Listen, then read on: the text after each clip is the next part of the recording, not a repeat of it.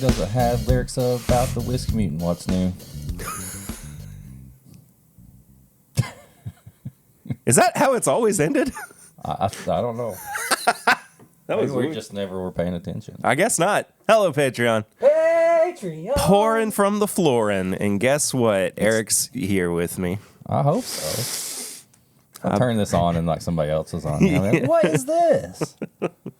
It's Steve. It's who's that one guy on the TV in there? Josh. Fuck Josh, man. From he's the new Blues Clues Get out host. of here. We were saying recently, you know how traumatizing it must be for Blue to have had like 3 different owners, and like the reason that she's had different owners. The first one, Steve went to school.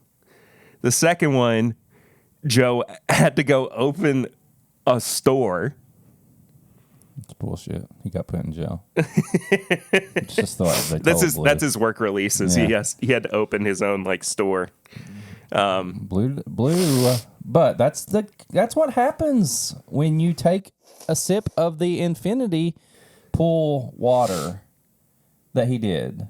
I mean, you outlive all your owners. Yeah, for sure. Oh yeah. He chose that. She chose that. Blue's She a girl. chose to do this. Don't misgender. Sorry. She chose this life. I don't feel sorry for her at all.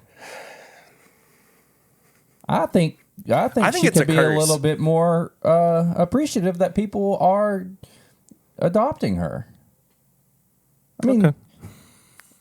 I mean, she's going. Nobody has any privacy around her. No. I mean, Josh, the new Josh. What if he wants to sneak a girl in, do something? Oh, who's going to find out who it is? Buddy, I don't think Josh is going to be sneaking any Blues girls Clues. in. Well, you anytime never soon. know. I'm saying it's probably not a girl that he's sneaking in. Oh, I'm sorry. My bad. I don't judge a book by its cover. And you've seen a grand total of what, 30 seconds of the new Blues Clues? Yeah. Yeah. So, you know what? She's just lucky that she has an owner. That's all I'm saying. No privacy in that house. Is this a my dad never came back deep-seated trauma issue we need to work through? Maybe. Eric's therapy, everybody. Maybe Steve was like a dad to me. Dude, Steve was way like older than I should have been watching Blues Clues. Okay. You're like 14. I'm like, and yeah, Steve leaves, this and you're is just fun. like bawling. I'm like, I wish I had a dog. I wish I had a friend to like do stuff with. I wish I was a baller. I wish I was a little bit taller. If I had a girl who would do it, I would call her. I wish I had a rabbit and a hat with a bat. Come on. I don't know that. 6'4" Impala. Okay, cool. What are we drinking? I wanted to do something. I got 2 bourbons and a rye. Oh, okay. And the bourbons are both Pinhook bourbons, but they're different years. Interesting. I've been on a Pinhook kick with my old fashions. I've not drank a lot this week because I get home and I'm tired. I know I got to work the next week. But I had an old fashioned last night and the other night, and I used Pinhook bourbon. And so these are Bohemian bourbon from 2020, 95 proof, and Bourbon Heist from 2021, 98 proof. So I figured we could finish these and compare them. See what you think. I'm down. One's got a man riding a horse. One has a solo horse on it. I don't know why. I don't think there's a difference, but Both horses are female. just like Blue.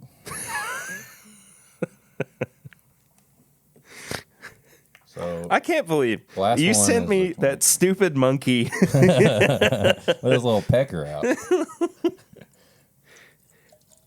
I sent you the one of the lady at the zoo where there was a chimpanzee that was like Eating her face. no. Maybe I didn't. But she was like standing in front of the Oh, he's playing with his balls? where he's like yeah. I love monkeys. We live a weird life. Yeah. If people are following me on Instagram, they're like, "What? Where? Why did he start like posting stuff?" Why has he got so much monkey many content? monkeys? I don't know. You know, it's just so relatable. Man, I don't know. You didn't see. I don't remember the last time that I was even not working the night before and coming to record, I don't remember the last time I was this awake. It's kind of weird. Does it feel good? It feels good. Good. It feels like I'm not going to be like super tired when we're done going home and I'm like, oh my God, I'm going to have to like do more stuff and all that. It feels nice. I'll probably talk. That's probably going to be my thing all recording is how I feel right now. I'm feeling good. And I just crash or something. Please don't crash on your way home. No. I'll crash into you. Baby. Okay. So these are both aged more than 3 years. This one, 2021, was distilled at Castle and Key. I was about to ask if they were both MGP. Distilled and bottled by Castle and Key. Oh, they're both Castle and Key. Both of them. So,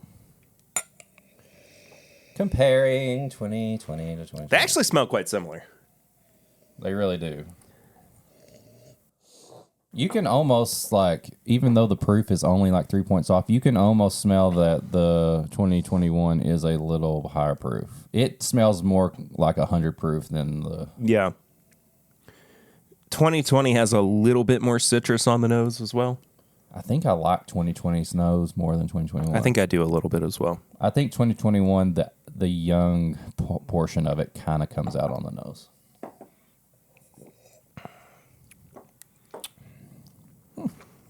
Good morning.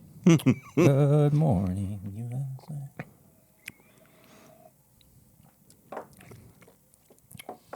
USA. They're definitely brothers or sisters or family. But 2021 does lean more towards that 100 proof young whiskey. Oh, yeah. And I think the 2020 is a more soothing, relaxing, rounded sipper, I guess you would say. They are both orangey to me. Yeah, they're very orangey. I think that's why I was enjoying them so much in the old fashioned because It makes sense. yeah, I love orange bitters and orange peel and stuff like that. Yeah. Not bad though. No, not bad. Just not my favorite. And I mean, I like the 2020, but I'm not just over the moon about it. Yeah. No, I get it. I don't think these are like their barrel proof stuff definitely has a little bit more stuff going on. Yeah. Especially the older MGP picked stuff. Sean, the guy who owns and does Pinhook, he's a chef and stuff too. And I really enjoy like a lot of the single barrels and stuff that he's put out. Yeah. Or help people pick. I think it really shows his palate. But no, these are good. I enjoy Pinhook stuff. It's just not something that like I'm not like just craving it all the time. Yeah, but I like it when I have it, but I don't ever really go out of my way to get it. And I especially don't really think about like when I'm at the store picking up a bottle. I'll look at it and go, oh, there's the new Pinhook, but I'm never like inclined to grab a bottle. He enjoyed the Doritos and Pinhook rye pairing. Oh, did he? He messaged me about it. And he said that he's actually more jealous that I have a bottle of that rye because he says the only one he knows that he has is at his little office in wherever his little office is in Kentucky because he lives in like New York or something like that. I was like, really? Like maybe I shouldn't just drink all this then. Well, maybe. I mean, you could just get it shipped to him. Well, he said he. Sorry, that's illegal, and we would get in trouble for it. He said he likes to have that when he comes back in blends and bottles and stuff because he'll come back to like Castle and Key, I guess, and do his stuff and all that. So let's blend them together. Let's do it. Let's be master blenders right now. Call me Dixon Deadman. Hey Dixon, what do you think about this blend? Well, just between us girls. I'm one of those guys. I'm not going to get the notes of peppernickel and stuff. It's good whiskey or it's bad whiskey. That's exactly. That's what he says. You just got a preview of a Dixon Deadman tasting right there.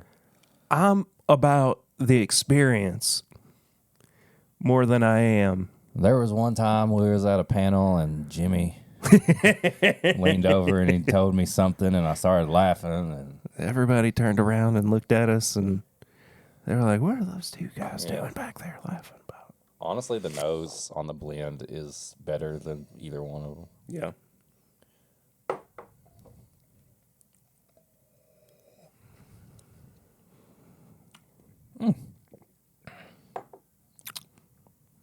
I like that. That's fine. It reminds me more now of orange pop, like a knee high or a sun kiss. What are the other oranges? Fanta, Fago, High C orange that you get in the drive-thru at McDonald's. Ooh, that's a good one. Yeah. You put a little ice in this, it would taste like that. Mm-hmm. Ooh. And the bottles are orange. Yeah. Well, they're gone now. What's that noise I just made? Yeah. It's like you were just like, I don't know if the bottles are orange and you disagree with me when they clearly are orange. I don't know if those are orange, guy. I'm like looking right at them like, I'm pretty sure it's orange. Am I colorblind? All this time? I've been tasting in colors and people have been like, I don't even know what colors are colors. That's a nice gray shirt you're wearing. Thought it was green. He said it was green. I've got weird selective color blindness. You're wearing green. Look, we're both wearing green. I know we're both wearing green. I noticed that earlier. I didn't have a good chance to bring it up. This bottle was gifted to me by Swanee. Yay! He gave me this. I love this bottle, man. Old Overholt 114 straight rye whiskey aged for 4 years. Make sure I don't pour it all because the bottle. Because you can't see it. Yeah. I've got a bottle of that around here somewhere too. Are you trying to get me drunk, sir? Well, it's working. Already. 2 sub 100 proof bottles, and you're like, let's fucking go. Let's go tip over a porta potty. Oh, this is a nice rye. It really is. He's a nice rye. The guy on the thing, though, ugly as fuck. Look at him. He looks like a mean Ronald McDonald. Look at his big nose, His stupid hair, ridiculous bow tie wearing, furrow eyebrows, lips too big, eyes are dumb, ugly, stupid piece of trash, dumb. 4-year-old 114 proof non-chill filtered rye. This is a killer bottle. Yeah. I mean, it's sub $30. This should be on everybody's bar. Mm-hmm. I want to put this up against, golly,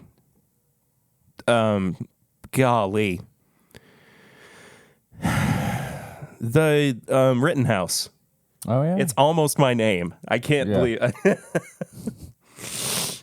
What is this? You're well rested. Perry House.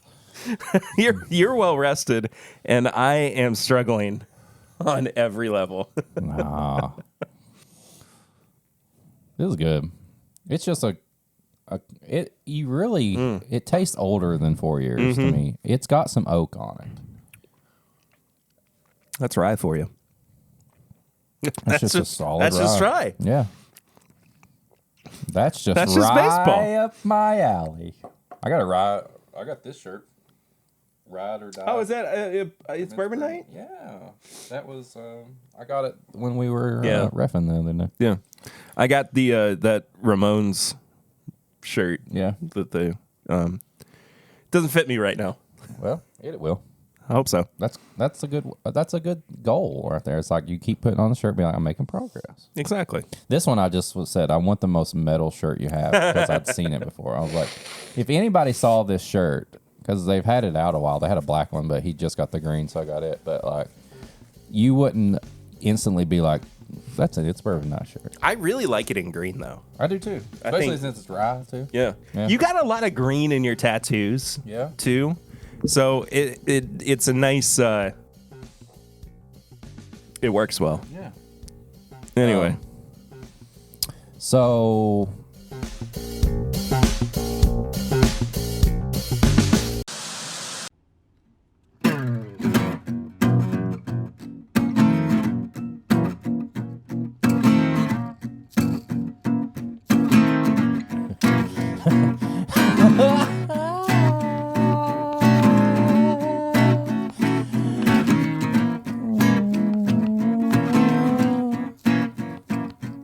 Okay.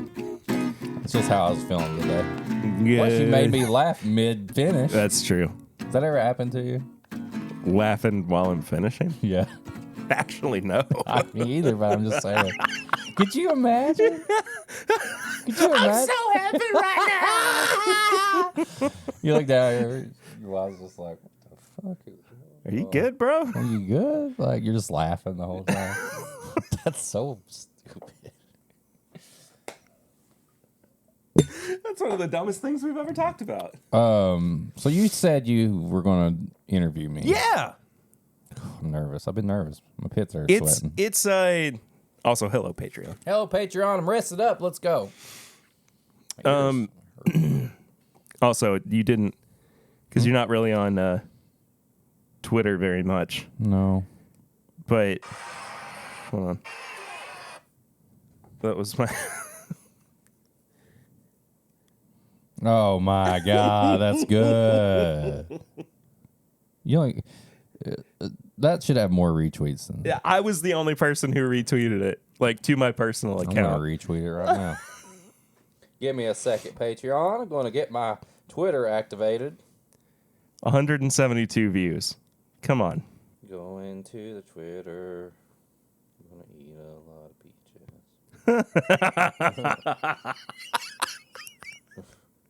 Retweet. Look, and I liked it. And I'm commenting. You're so generous. Fucking right. The husband, after he pours out his very presence, not only upon but within the wife. Oh my God. Do you know that article? No. It's bad, man. It's real anyway. Yeah, so I told Eric I had a little interview set up for him. Whew. Question 1. Okay. How's your stomach today? How's my stomach today? Feels good. I had a big poop this morning. Worked out. Had my coffee. Had a little snacky before I came over. I thought you were going to say I had another little poop. No. I'm usually like a early morning and then a late afternoon. But I will say, since switching to day shift, my bowels have had to switch too, because they were used to having like a 1 a.m. poo. Yeah, at work. It makes sense. So now it's switched around. But right now, I feel great. What's the best meal you've had in the past week? Best meal I've had in the past week? I'm going to say I came home the other night and April had made spaghetti, but she had slow cooked these turkey meatballs in this sauce. And when I got home, it was like, it almost looked like a movie spaghetti and meatballs, like where it's like the sauce and the stuff. And I got some Parmesan and put over it. And I would say that spaghetti and meatballs, it's been so long since I've had actual spaghetti and meatballs. It was really good. Had a little side salad with it. So, yeah, I'm trying to think if we went anywhere else. But no, that was it. Spaghetti and meatballs. We had a meatball noodle pasta the other night, too, oddly enough. I love meatballs. Yeah. Do you, Eric, yes, have a favorite pair of underwear? Yes. They are they're a pair of Naruto underwear. Nice. But they're like these like sports style ones. PSD makes, like, they do a lot of like graphics and stuff, but they're made for like airflow and stuff, and they just feel really good. Like It's the closest thing to not wearing underwear, but I can't do that. It just feels weird. But it almost feels like there's nothing there. I didn't include this, but if you could go commando all the time, would you? If I could? Yeah. I would. Am I looking out for myself or for other people? My crack sweats a lot. Yeah, I get sweaty. But I don't want that stink to yeah, be. I would love to not have to wear underwear. Yeah. But I know that I need to wear underwear. That's an important. Yeah. So partially yes, but I'm looking out for everybody. So But for the most part, it's no. best that I don't. Yeah. How are you feeling about UK's chances in the NCAA tournament? Well, since I just went to a game in person and we lost to Vandy, That's the reason I'm asking. I'm just hoping we make it Yeah. to the tournament. I think we're going to be good making it to the tournament. I don't think we're going to go far. I would say we may get past our first round and we're done. Yeah. So I think we'll get past the first 64 and then I think we'll fumble. Yeah. We're not playing football. I'm just saying we'll fumble something. We'll probably fumble the ball too. Though. We'll definitely fumble the ball. Eat it or yeet it. Okay. Salisbury steak. Eat it. Yeah. I think Salisbury steak is better when it's like a microwave meal than when somebody tries to make it. Yeah. I will eat. It's designed for that. Yeah, I will eat a Salisbury steak that's in a little pre-made package and microwave. I'd probably eat one that somebody tried to actually make gourmet because at that point, I don't think it's a real Salisbury steak. Yeah. Salisbury Fair steak enough. is meant to be frozen.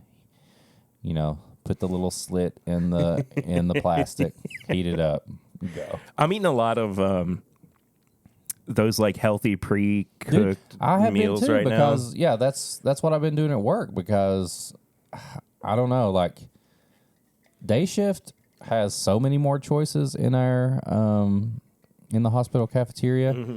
But at the same time, I don't want to spend money every time I work. And so, yeah, I've been doing a lot of those healthy choice meals and stuff like that. That, like, for me, it's in, part of the losing weight thing.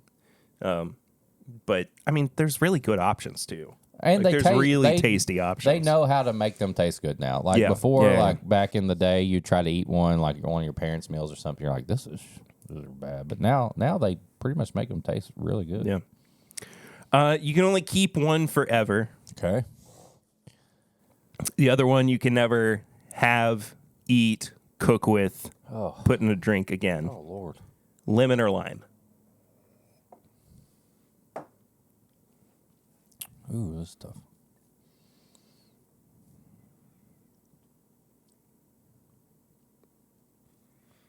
Lime. You keep lime? I would keep lime. No. I would get rid of lime. Okay. I think there's more things I can do with lemon. I think a good lemonade, like although I'm not big on big sugary drinks, there's at some point in the summer, you're gonna just kick back and have a lemonade. It's true. You can put bourbon in lemonade, like it's so good. Lime, I know lime works good with everything. I don't feel like there's a lot of things I eat or drink that I have to have a lime for. Yeah. Because you can make an old fashioned and use a lemon, and it's really good. Hot toddy. Yeah. Yeah.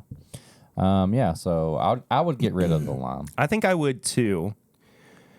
But that's like kind of against, I think, what I would prefer. Because I feel like a really good lime, you notice more than a really good lemon. Well, I think a lemon is like you can get a shit lemon and put it in a lemonade and it's fine because you add a bunch of other stuff. Yeah, exactly. So I get that. Yeah. So I think the lime is less diverse than the lemon is. Yeah. So like I would want to keep the lime just because I like that flavor more. But I think just from it's a utility. The lemon is exactly. From like a usability standpoint, I think it has to be. I would find myself wanting the lemon more because I can use it more than the lime. What's your personal trait, physical, personality, whatever, Okay. that you are the most self-conscious over?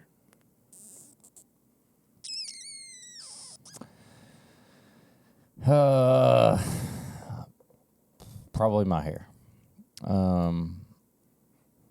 Ever I since, figured that was going to be the yeah, I'm working hard to try to keep what little hair I have, and I know, like, I'm constantly battling with it because it's like, and this is not, and I've been this, and so this is what I don't want to be just the bald bearded guy. Yeah. Because, and that's nothing against if you're listening, and I guarantee there's several people listening. My personality growing up and things wanted to be different from everybody. You know, I was the private Christian school guy who was listening to metal and being in a metal band and being different. That's just how I'm like wired to be. Watching anime. Watching bad things, talking bad, because I enjoyed doing that. And it wasn't what everybody else was doing. So when I got older and my hair started thinning out, I shaved my head. And at some point, when I was like in a band and stuff, shaving your head was the thing. That was cool. It was cool. Then when you get older and you realize a lot of people, as they get older, they start losing hair. So you shave your head, you grow out your beard, and that's your thing. I did that, and then I started looking around. I'm like, there's a lot of people that do Everybody looks like me. Yeah.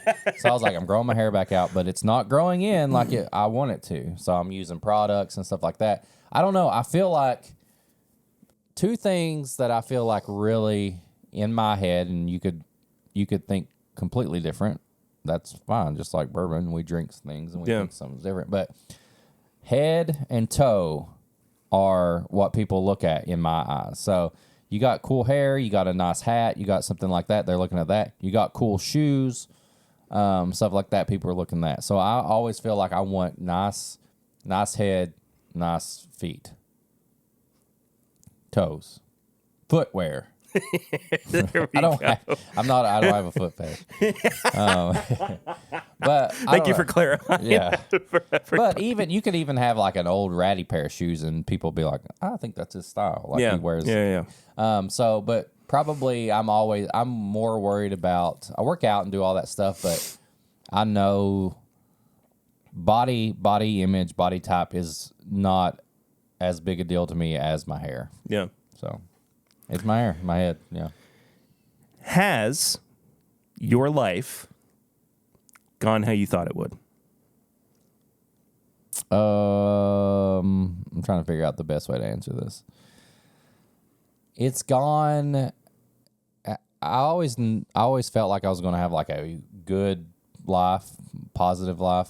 Do I think at some point I thought I was going to be like in a band, or I was going to be a skateboarder, or I was going to be doing this. I mean, obviously I'm not. But I think it's went in the way of like, I always thought I'm going to have a house, I'm going to have a family, I'm going to be able to provide for whoever that is. Yeah, I think we all grow up thinking we're going to have a cool, fun job with a lot of money. Is my job cool and fun? At times. I mean, I can gross people out. I can text people and be like, look what I did. But it's not like I'm not, playing basketball, or I'm not like skateboarding, or I'm not like doing tours and stuff. But I look at the other side of things. I got 3 fun kids. I got a fun wife and all this stuff. So it is. I'm living a fun, successful type life. Yeah. Maybe it's not what I thought it was going to be. So I guess that's a 50-50. I've got everything I want. Is it what I thought I was going to have when I was younger? No.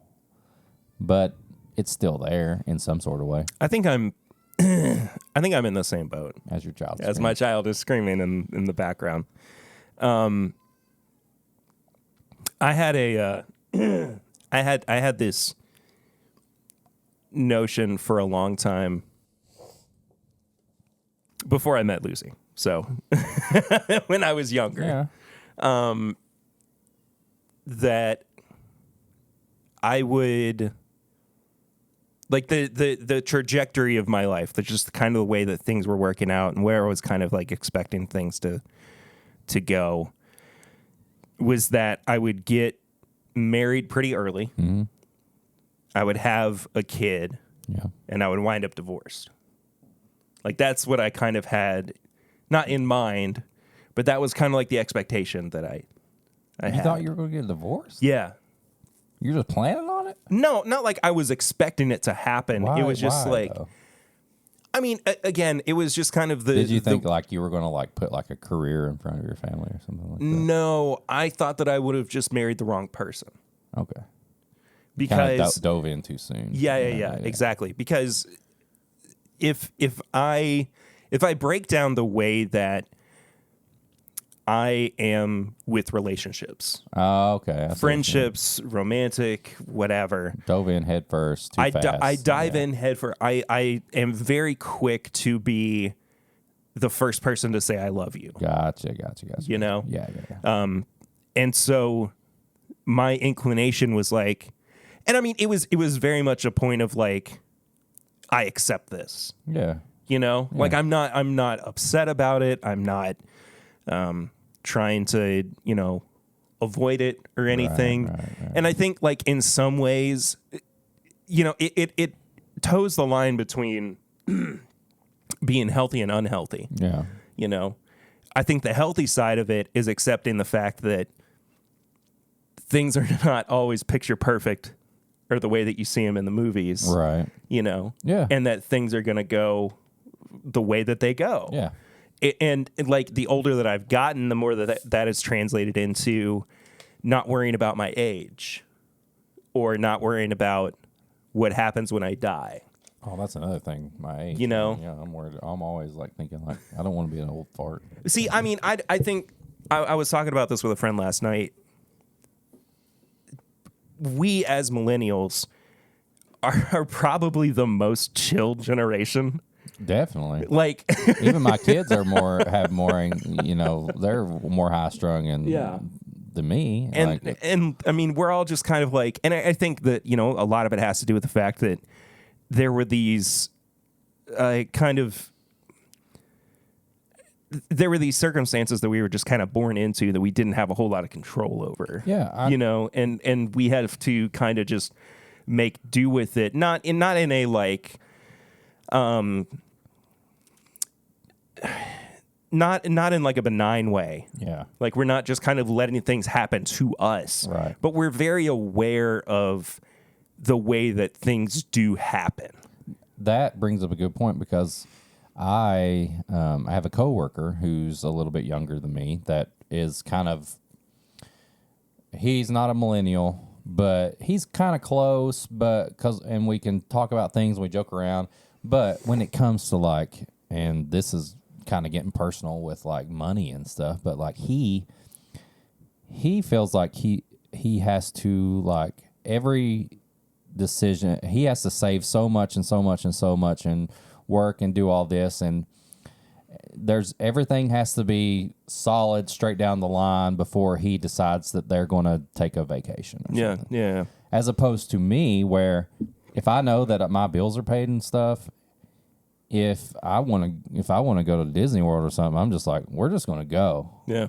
You know what I mean? Like, yeah. He's like, don't you want to have so much in your savings and stuff? I'm like, dude, like, I want to do all this stuff because I don't think millennials, like, it's like we've seen like our parents and our grandparents and other people around, like, they're in that category of like they probably didn't take care of themselves when they grew up and stuff, and like life could just end at any time. And I'm like, I would rather do the fun stuff now and go out in a blaze of glory and figure it out later. You know, I'm going to provide. I'm going to be responsible and make sure my bills are paid, but I'm not going to put every cent I have into a savings that who knows what might happen 3 years down the road. I'd rather use it now, take the family on a trip, do this with them, have fun, as opposed to worrying about pinching pennies just because I'm putting it in a savings account. I agree.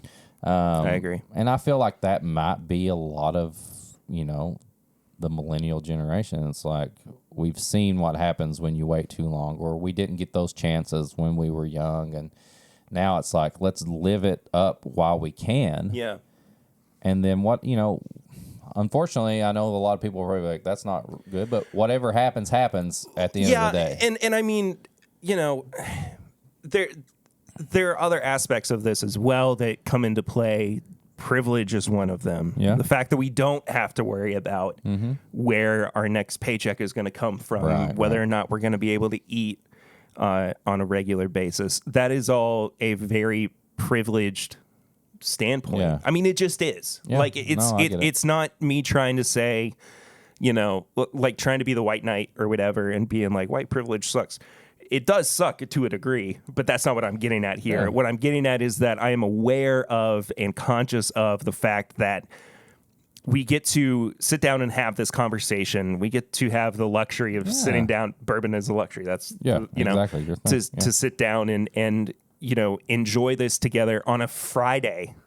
Yeah, those are the people during the day. Those are the people that probably aren't on the Patreon because they're like, all right, I gotta save every cent I have and put back. But people listening are probably like, I got an extra $5. Yeah, like I want to have a drink while I listen to these guys talk that I get along and I agree with or don't agree with.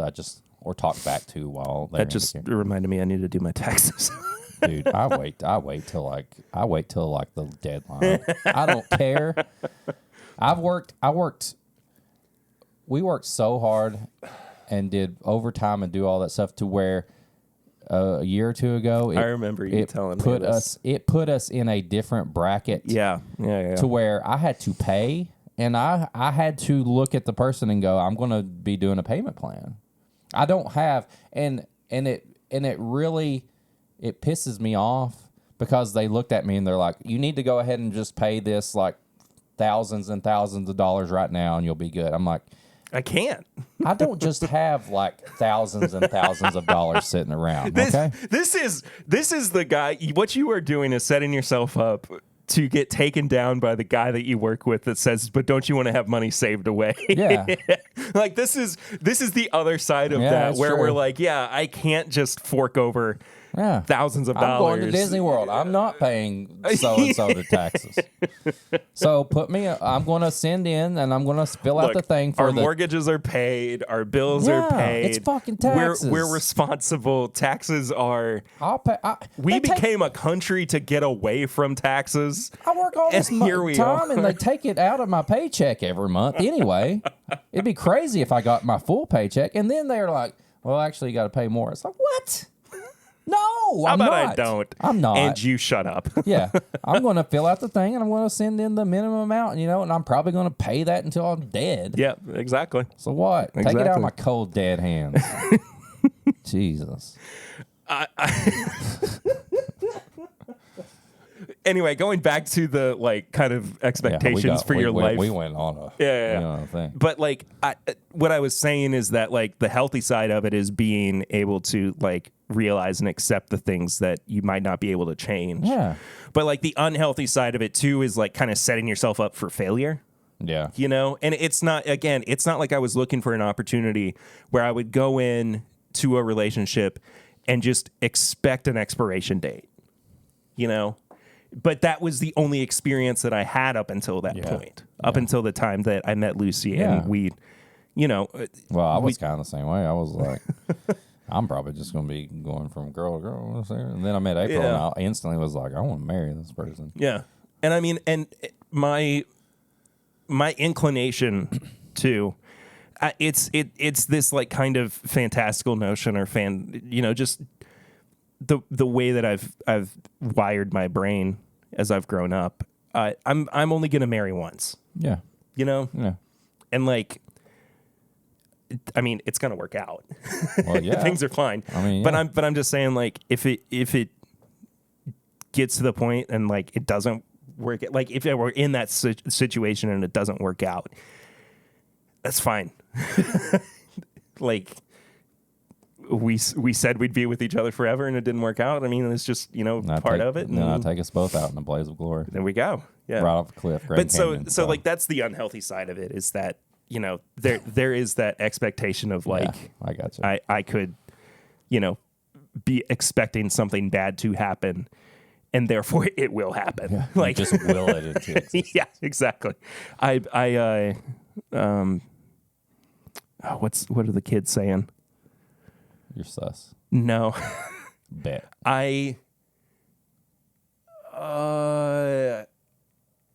almost have it. I almost have it.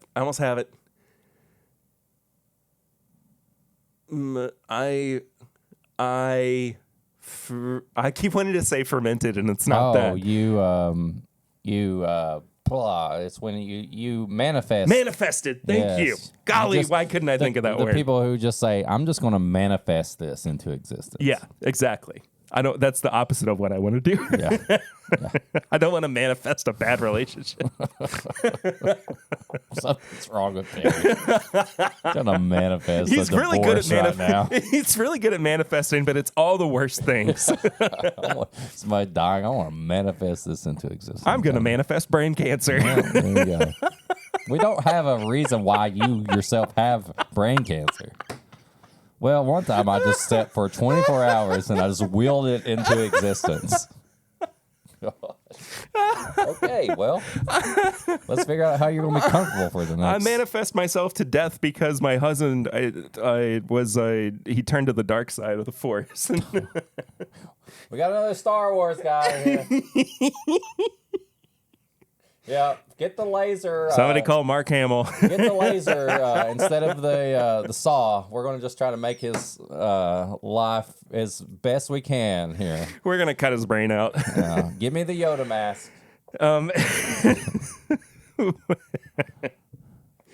What's one thing that you want to do more of and one thing you want to do less of with TIMBP? With TIMBP? Yep. More of, less of. Oh, let's see. More of. I want to do more.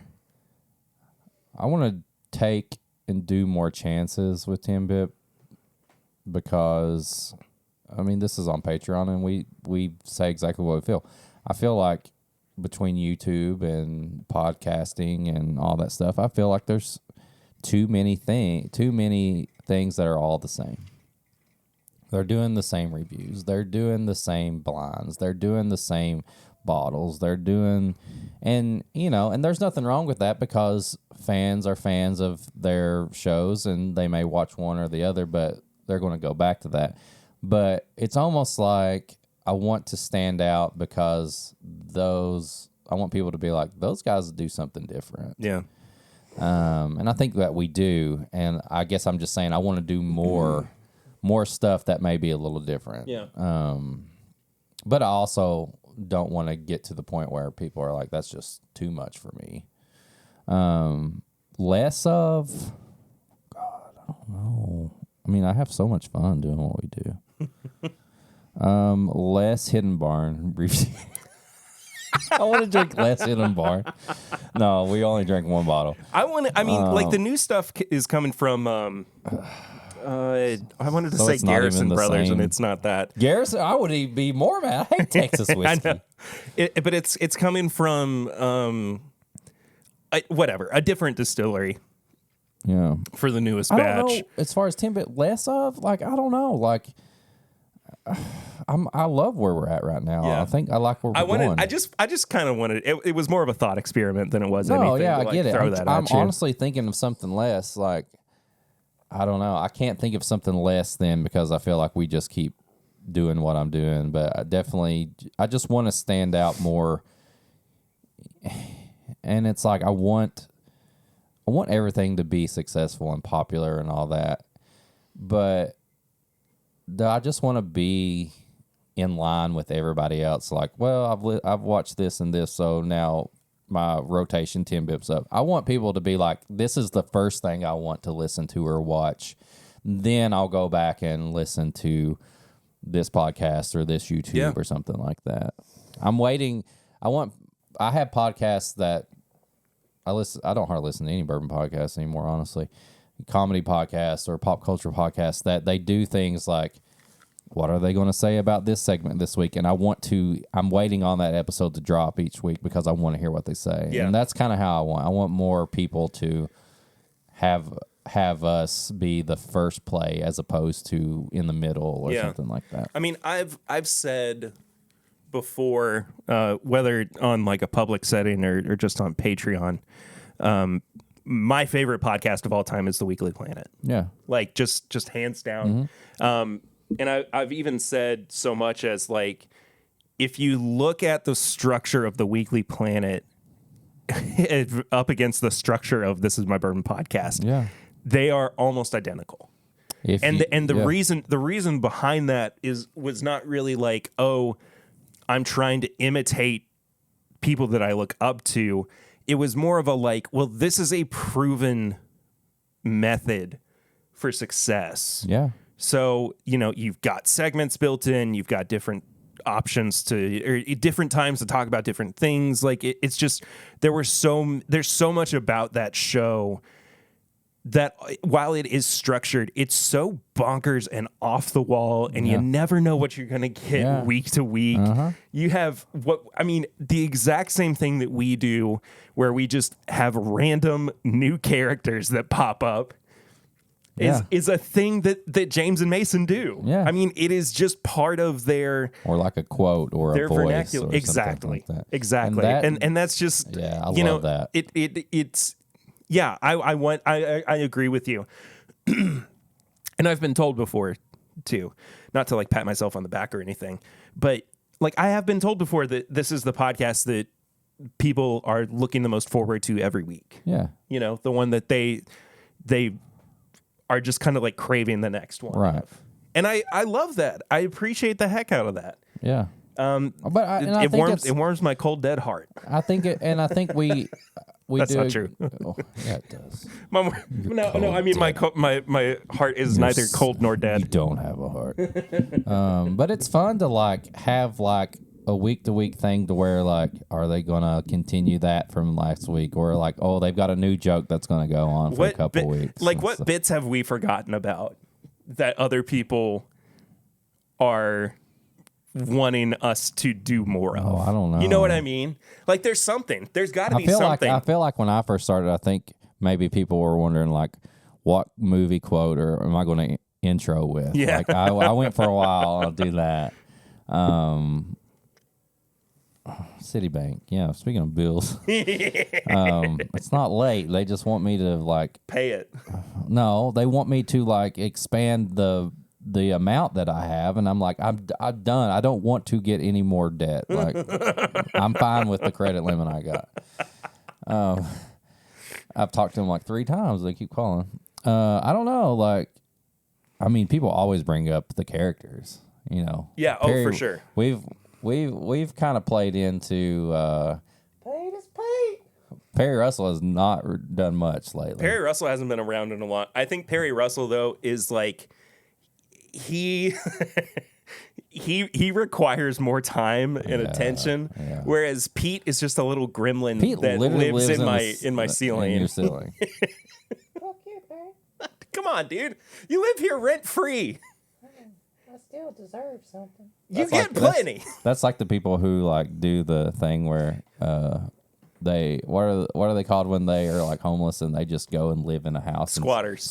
Yeah. They're like, this is my right, and you need to like protect squatters. me. Squatters' rights. Yeah. I was like, no.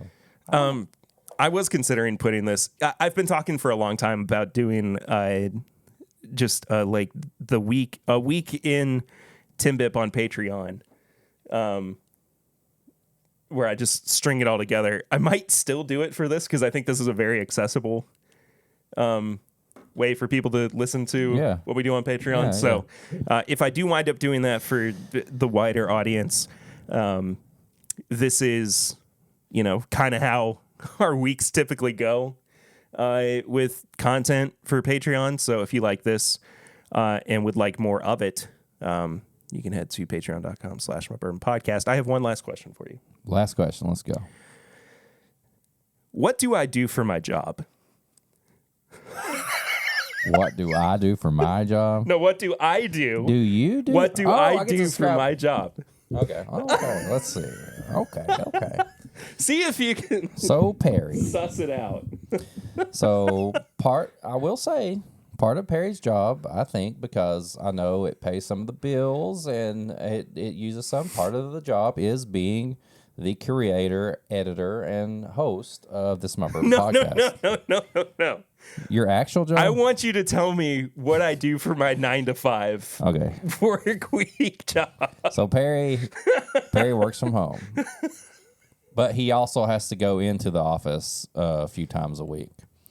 He works for the state of Kentucky, and he makes. Sometimes he's in charge of the like special meetings. Like they ask him to like make like sound effects and stuff for it. But his main job is, I think it's. Let's see. Let me make sure I got this right. I knew this was going to trip you up. He helps people with insurance. Like if they have stuff at their job and they're like trying to get like, I think like people like FMLA or like they want to get people paid, like their employees, the main employer will call Perry and be like, yeah, I've got so and so many employees. I'm going to need this and this. And Perry helps get that set up so they can like have like insurance and stuff, something like that. Not even close, dude. No, but that one time I was in here while you had a call. They were like, how many employees do you have?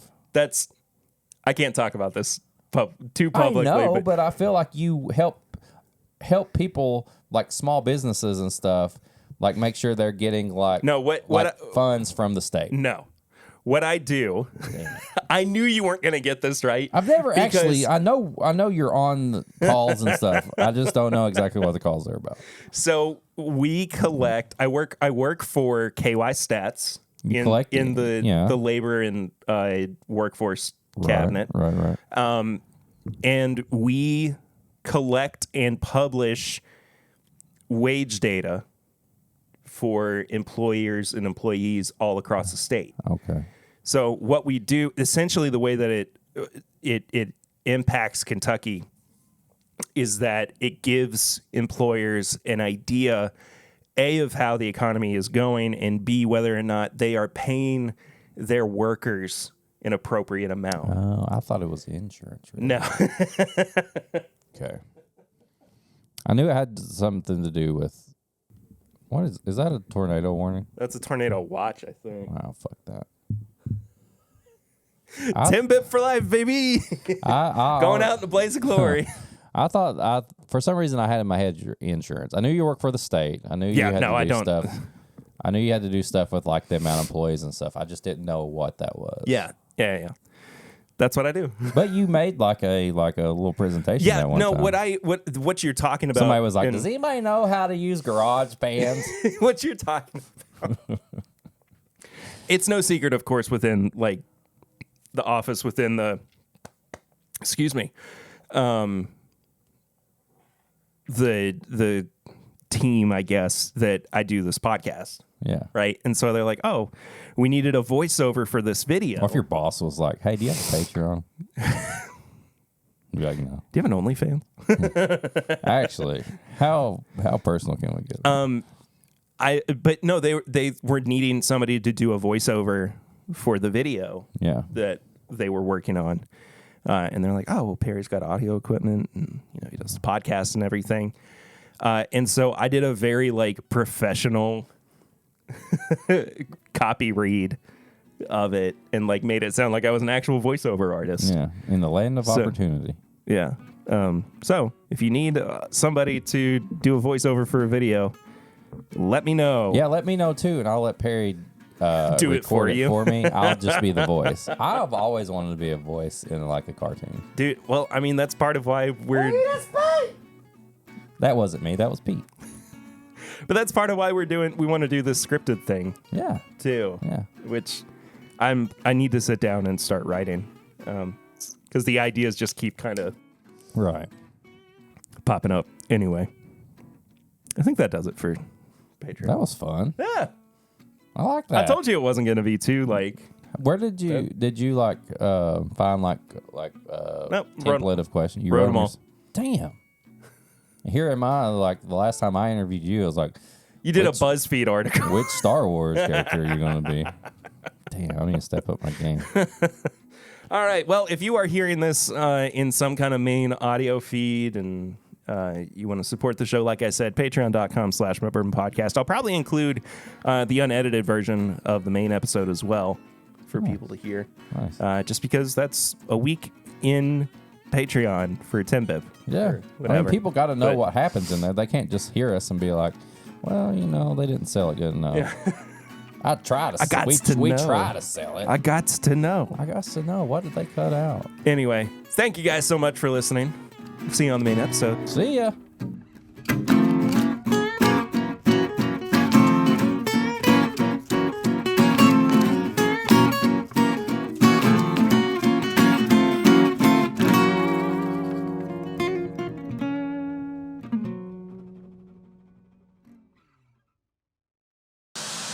Audio's rolling. Oh, that was a terrible crap. That's a horrible crap. That was a terrible crap.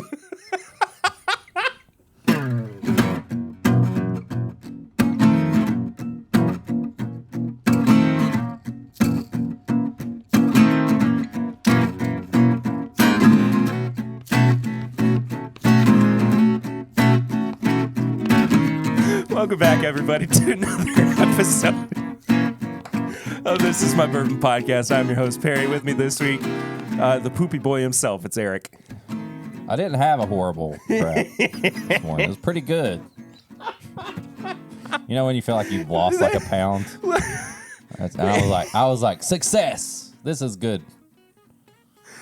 Sometimes I'm like, I do that clap. So inside baseball, I clap so that I can sync audio to video and everything.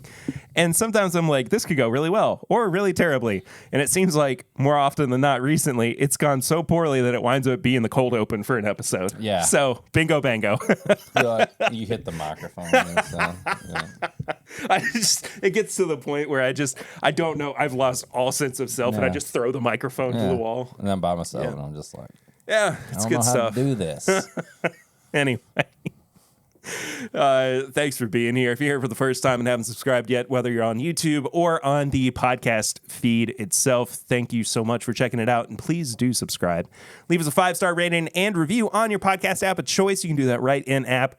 We read those reviews out here on the show. I don't know if we have a new review this week. I haven't checked in a bit. Surprise. But it's a phone call from somebody. They're like, hey, they get everything mixed up. Sucks. They're like, it's the barrel ring show. segment, but they leave a review in the barrel ring segment. Stop eating pretzels into the microphone. Stop eating in the microphone. It makes me uncomfortable. I'll talk about that in a second. I pay for that content on another site for people to eat stuff in front of me. Yeah, it's called Wiki Food. Only foods. That was a bad joke. Only snacks. What else? What do I have to talk about? Follow us on social media at My Bourbon Pod, at Whiskey Mutant. Send us questions or comments that you may have for us to read out on the show or just in general to thisismybourbonshop@gmail.com. You can also find all of our apparel and merchandise at bourbonshop.threadless.com. And what the heck else? Barrel rings. That's a thing that we do. That's a segment here. If you want to leave us a voicemail, you can do that at 859-428-8253. Once again, that number is 859-428-8253. Call it. Be on the podcast. Part of my job is leaving a voicemail. I tell people what my phone number is. So it's like second nature now for me to be like, once again, that number is 859-428-8253. If you forgot just a second ago, 859-428-8253. And it's also on the bottom of the screen here. Wait, I didn't do that great. It's also I still didn't do it great. Across the whole screen right here. And it's also up here. And it's also up here. And it's behind you. Not you. There. Crap. 859-428-8253. I really wish I had gotten like 859 bourbon. 859 bourbon. There has to be somebody already in Lexington. I know that there is, but somebody that sucks too. I bet they don't even sell just good awful bourbon. People. They're just horrible. Just a real piece of trash. Like people even see that and they're like, I can't believe these guys got that number. It has to be. I can think of about 4 places right now. I'm not going to say them out loud that probably have that. I want to see. So Just call 859. it. No. Do it. I dare you. RBON. Is it even enough? It is. 268-7266. Don't call this number. Or do. Tell us what they say. But I wonder if it is. Just call it. See what happens. We'll just hang up. Just say wrong number.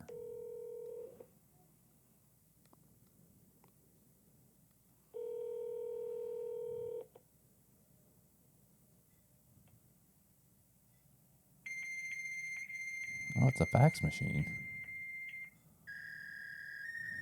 Leave a fax. Dial in a fax. That's such a bummer that it's a fax number. Well, How do there you go. we co-opt that so that we can have that number? I don't know.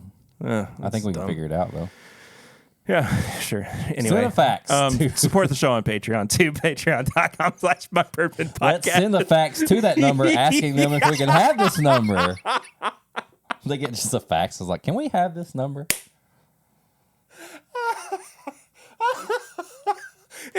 That's all it says too. Yeah. It's just an 8.5 by 11 in like 12-point font that just says, "Can we please have this number?" Yeah. No context. No. Or we could leave our number and leave the Barrel Rings number, and they could call it and see what they say. Oh man, that's good stuff. Anyway, support the show on Patreon. Patreon.com/MyBourbonPodcast for as little as $1 a month. For as little as $5 a month, you get bonus content. But this week, you actually have the chance to hear everything that we do on Patreon normally in the main podcast feed as well as on the YouTube channel. It's just going to be kind of like a compilation video that includes all the stuff that we do on a weekly basis. So if you want to go check that out, and it's literally our typical I'm rethinking that things we do. I said right now. You didn't say anything bad. We'll see next week. If You may want to call your lawyer, though. Damn it. Start looking I for don't have another a job. I hate when people are like, call your lawyer. Like, I don't have a lawyer. Does anybody just have a lawyer? Yeah. That's a legitimate question. Yeah. People do? Yeah. Just normal people. Yeah, we do. You have a lawyer The that's the Ritter family has a lawyer. I'm from freaking Eastern Kentucky. Yeah. Like, living in the holler. Like, Yeah. my lawyer's probably my uncle that I don't even know. Probably. It was your dad. That's why he left. Oh. That's the meanest thing I've ever said. He had a big case and he never came home. I thought it was because of the cigarettes and the Budweiser. So he's a legitimate lawyer. Never seen any of that money. Yeah, right. Lawyer money. But Yeah. Probably must not got any cases because he didn't send me no money. Must not. But it also...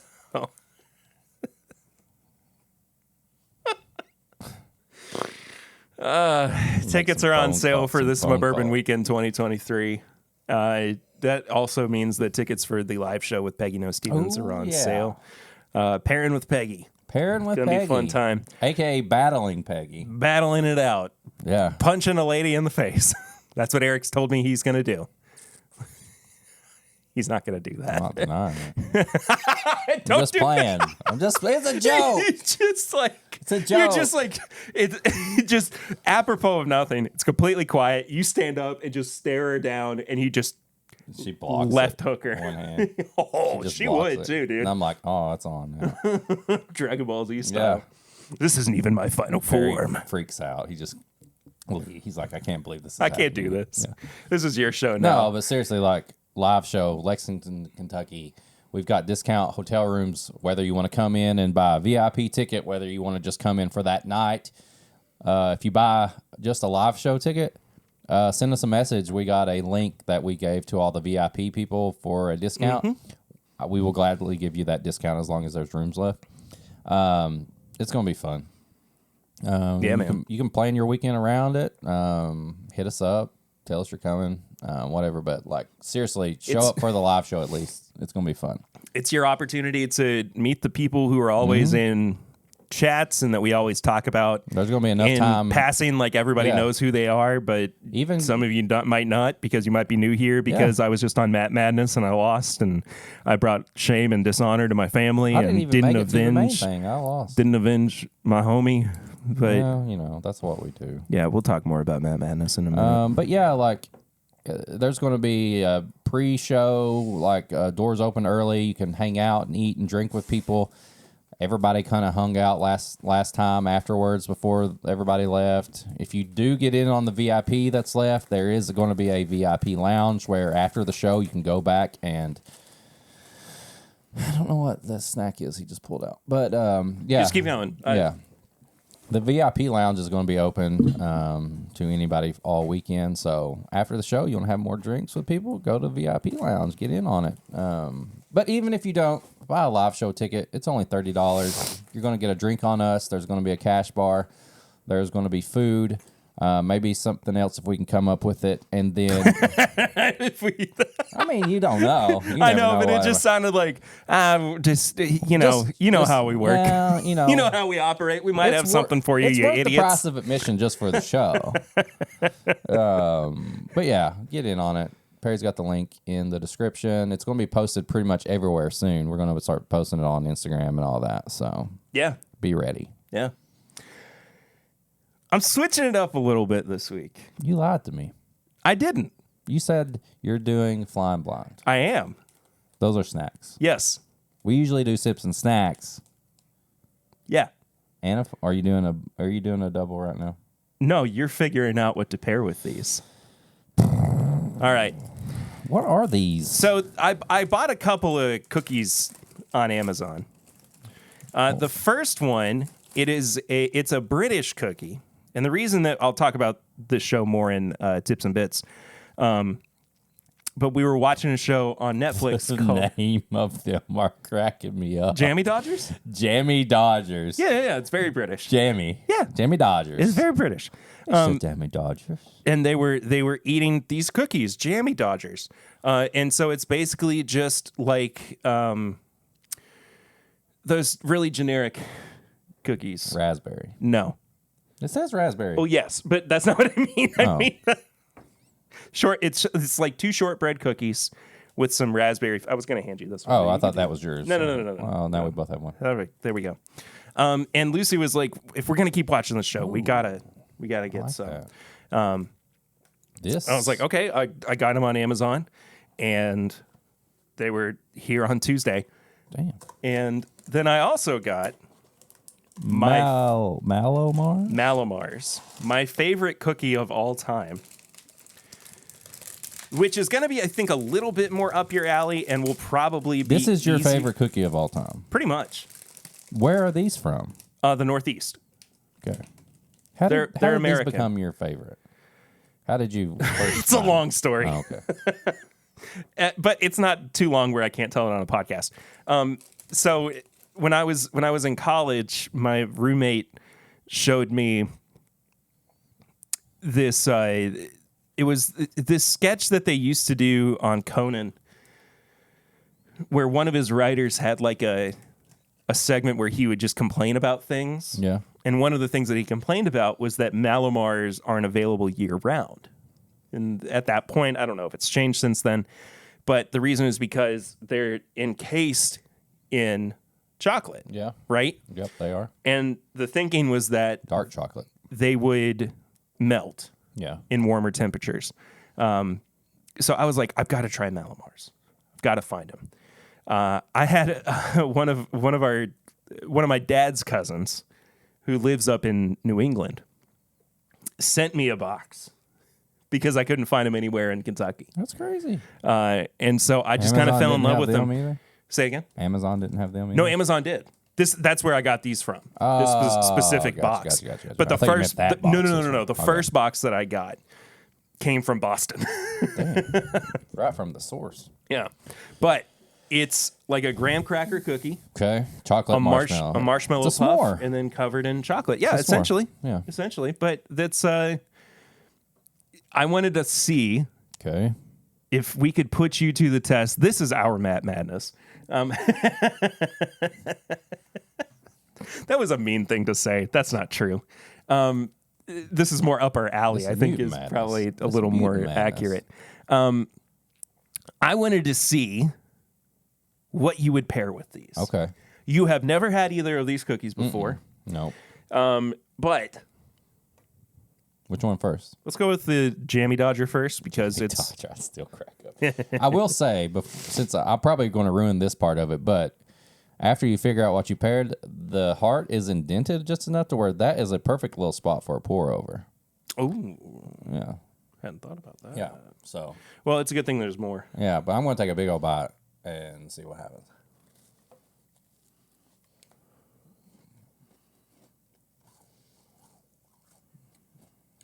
This caught me off guard because I didn't realize the raspberry filling was going to be as like chewy.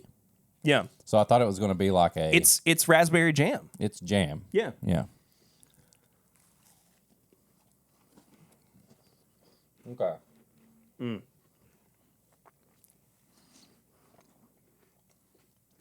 This is got to be the perfect snack to make a peanut butter and jelly.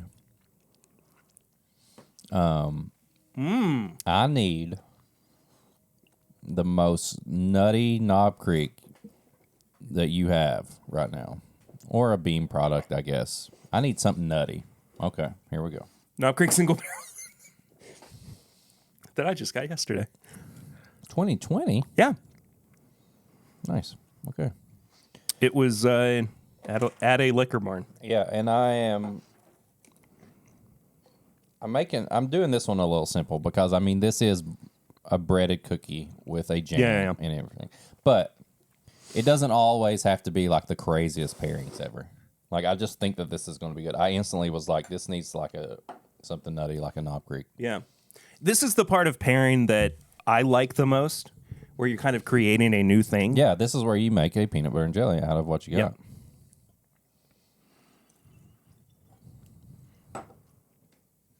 Ooh, that smells good. All right, first we'll do a sip and then a bite. Oh, that's a good Knob Creek pick. It's got a funk to it. Oh yeah, that's money. Nothing overpowers each other.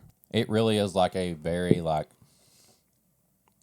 mixing together in your mouth, like nothing. There's not too much alcohol. There's not too much jam. That's really good. No. Oh yeah. Ooh, the finish. That's where it's at. I'm gonna do a little pour over. Try not to make a mess. Just a little drop. I made a mess.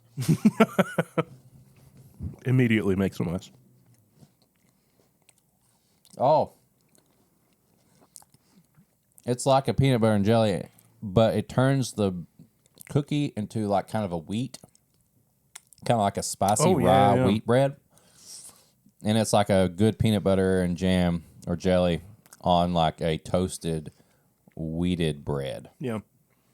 Like a good one, like not one of like the lame wheated breads that you like, oh, this is crap. Oh, that's good. It's a really good little pairing. Yeah. Oh, that's good.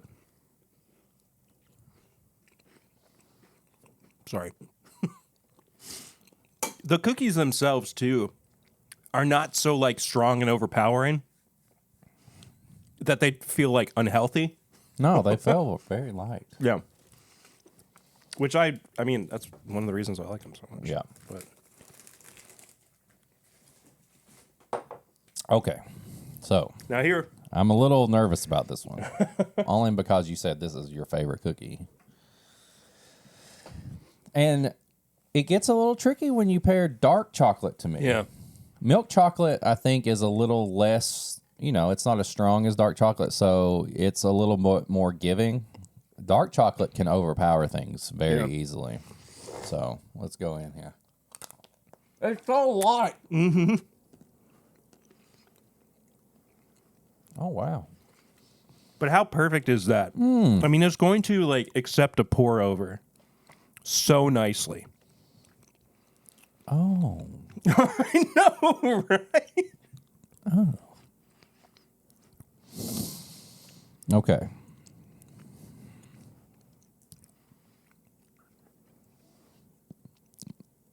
There's something I wish I'm just going to eat a whole one and then have another one for when we pair it, because I haven't had these in a long Yeah, those are time, good. and I freaking missed them. I don't know if you have this, because I think I only have like one at my house. Do we have any toasted rye products with us right now? Let me look. I think a rye, but like the toasted rye. We have like a Michter's toasted rye, which I don't know if we do or not. Yeah, if we had like that. Or even like a... I just feel like this needs a little spice to it, and I think a rye is going to work good. And I think the toasted ryes kind of put a little bit more graham cracker and chocolate into things. This is just this is an let me try that again. Amplifying pairing. We're going to amplify the snack. Oh, we do. Oh, bring it over. Is that the Jack Daniels one? It's the Yes. Jack Daniels one. Yes, I want some rye and I want a little graham cracker, and I just want to make this cookie even explode even more in your mouth. Just for posterity, I brought another bottle over too. Well, they ain't toasted, but I'll take it. Oh my! I figured you wouldn't be mad about it. No.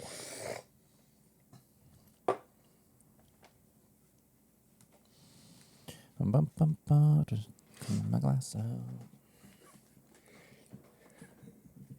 Gonna clean my glass Dude, I could so crush. I can drink some whiskey. I could crush a pack of these little cookies because Oh, 100%. it would take about 5 of them to make me feel like I've ate like one really good cookie. I know, right?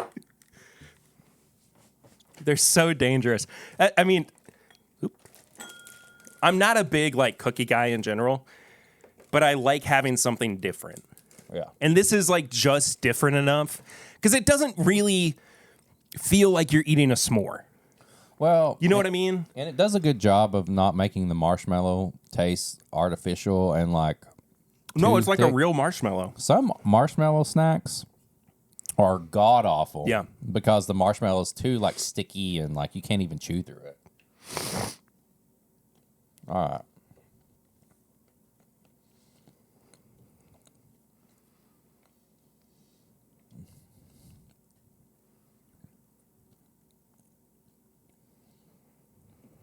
Sorry. Our director just sent us an email that maybe I shouldn't talk about it since this is going to be in the unedited Yeah, public you got an version email of from it. your boss. My director. Yes.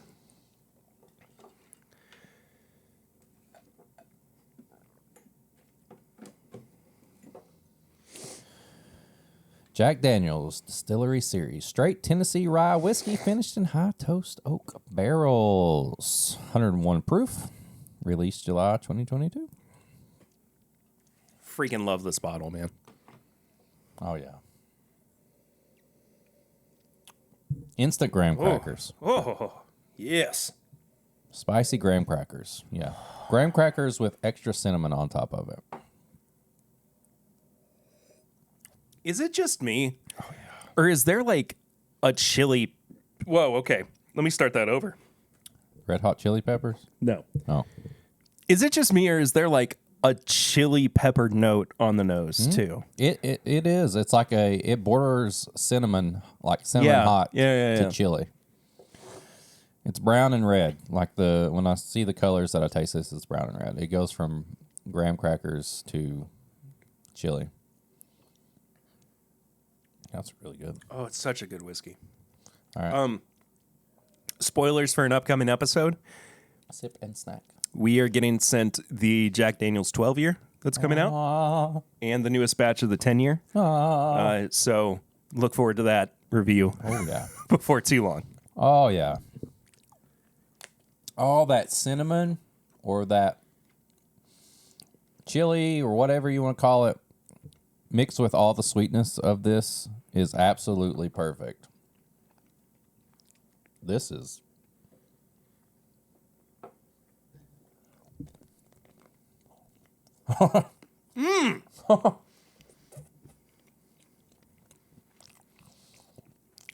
Oh, wow. It turns it into like peanut butter marshmallow. That's one of the best pairings we've done on the show. That's amazing. I don't even want to try the Michter's with it now. I mean, we'll have it later for Yeah. something. It's that like spice, that. Holy moly! I don't know if dude. it's the toasted part of it or if it's just like the mash bill. It's that spice mixed with all the sweet of that snack that just is 11 out of 10. 11 out of 10 pairing. Dude, that's incredible. And it kind of like lingers in your mouth too, and you can like drink again and like you get those same flavors in there. Oh, wow. Man. What a killer pairing. Hey. They don't call him the mutant for nothing. You got the snacks. They don't call you the pear bear for nothing. See? Full circle, baby. I They just showed everybody the food in my mouth. I'm sorry. This ain't just the pairings aren't just me. We got the pear bear. Now, to be fair, pear is always supposed to be spelled, in this case, P-E-R-R, Yeah, bear. yeah. But I like that we're now like a superhero team. Whiskey Mutant and the pear bear. I'll be your sidekick. I don't care. Pear bear and the Whiskey Mutant.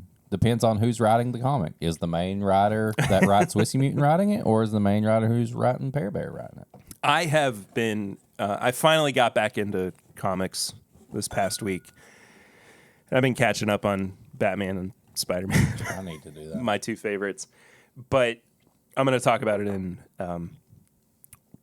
tips and bits. Yeah.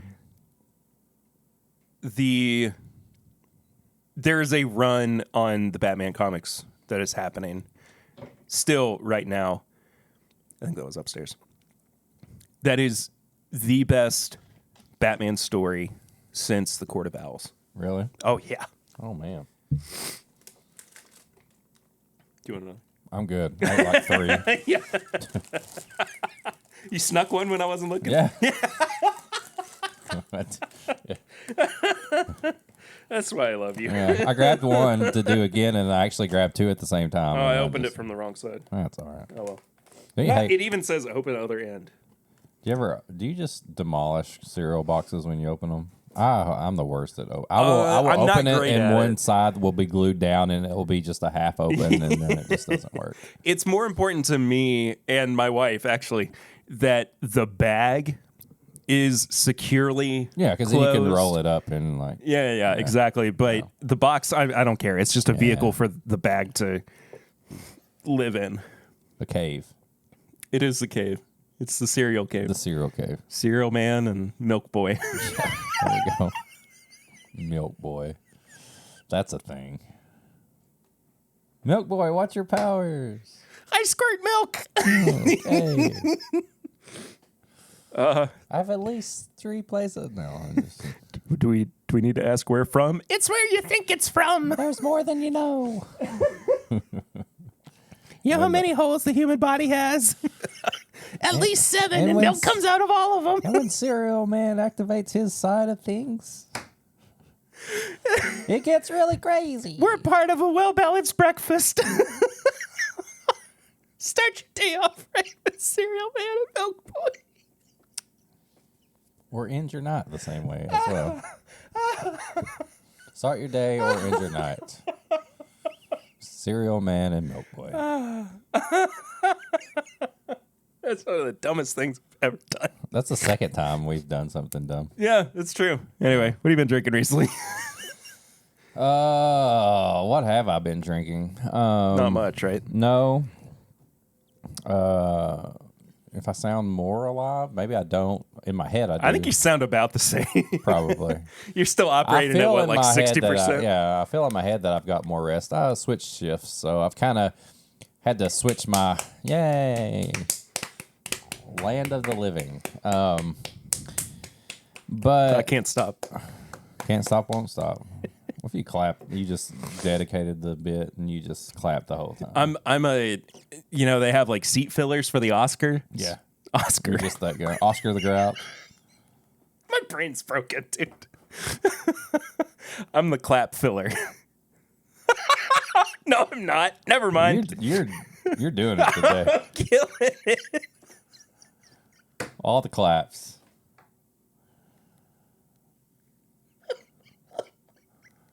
Clap filler. Can we release this episode? I don't know. We may have to change everything we said and say next week is the episode where everybody gets the uncut stuff. No, but so I've not had much to drink this week. I did go watch UK play basketball, in which they lost, and I really think that What a shocker. We were doing good. We were on a 4-game winning streak and finally made it to the top 25 again, and then we blew it against Vandy, which the last UK game I went to, and I took my son, we were playing football, and we were doing good, and we lost to Vandy then. So I need to try to watch UK It's your play. fault. I need to try to watch them play Vandy in baseball and go to that and see if I really am at fault. But unfortunately, college sports, especially in Kentucky, I think some of them are changing the rules, but they don't serve alcohol at college sports. Stupid. And I had my kid, so I didn't do the old sneaky and put something in there. So I didn't have anything then. But I have had some good old fashions. I had one last night, got off work. If you listen to the other stuff, I used some Pinhook. It's been really good in my old fashioned, very orangey. What else? Did I have anything else? I think Sunday night I had some new riff. It was one of the picks I did with Wrestling with Whiskey because we are planning our next pick for Wrestling with Whiskey. So I was we want to do something completely different than what we have done. It's Wrestling with Whiskey, Whiskey Mania 5. So we're trying to do like a Star Wars theme that's like Whiskey Mania Strikes Back. And I was like, what if we did like just this out of like when we picked it, we like, what's the darkest like evil sample in this bit? Instead of like, this is the best, this is what everybody was like. So we're thinking about that. So I've had a little new riff. I have some old fashions, nothing too exciting. But yeah, that's probably about it, I would say. What you had? I haven't really had anything too terribly of note either.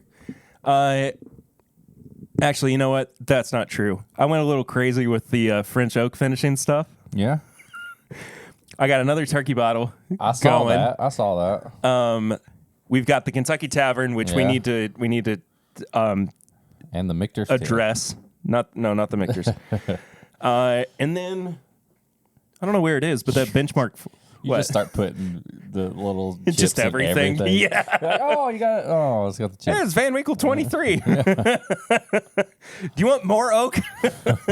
Let's oak it out. Oak it up, baby. Yes. But the other one was the Benchmark Foolproof with the French oak chips. And I got to say, Rick. How dark that is. Right? Black as my soul. In doing all of this, it has made me realize I friggin' love the French oak note. I mean, it's so good, dude. Don't drink that before we drink the Kentucky Tavern. I forgot there's a segment to this. Yeah.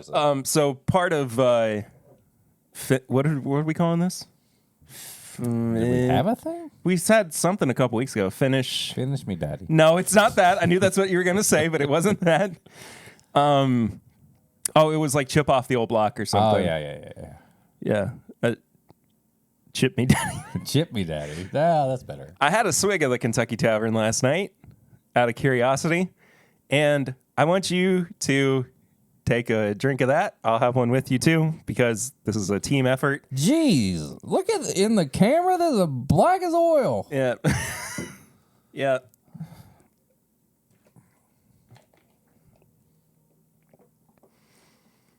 I put the fun stopper back on. I love that there's a fun stopper on this size of a A bottle. little plastic bottle, because I didn't want any of the oak chips to come out with it. Oh, that's a good idea. And that way, too, I can pour it into another vessel. And it's still like, don't even think that the bottle was making it like it's still dark as. Oh, no. It's very dark. So for anybody who doesn't know, a couple weeks ago, we put some French oak chips into a plastic Kentucky Tavern bottle that I've had sitting around for, I don't know, like 3 years. Nothing out of the ordinary. 3 years old, 80 proof. And, we had such success with the Wild Turkey 101 that I figured, why don't we do that with something we don't like? Yeah. See if it improves it. We may have gone too far. Well, it has a little shoe polish note to it. I mean, it's not bad. Shoe polish and barbecue. Shoe polish. Polish and barbecue sauce. My grandpa had like a legit shoe polishing kit, and like he had made like the container. It was like this wooden like box, and it smells like wood and shoe polish.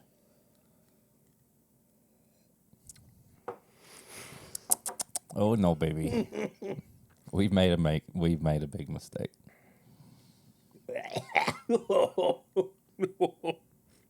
We've made a big mistake.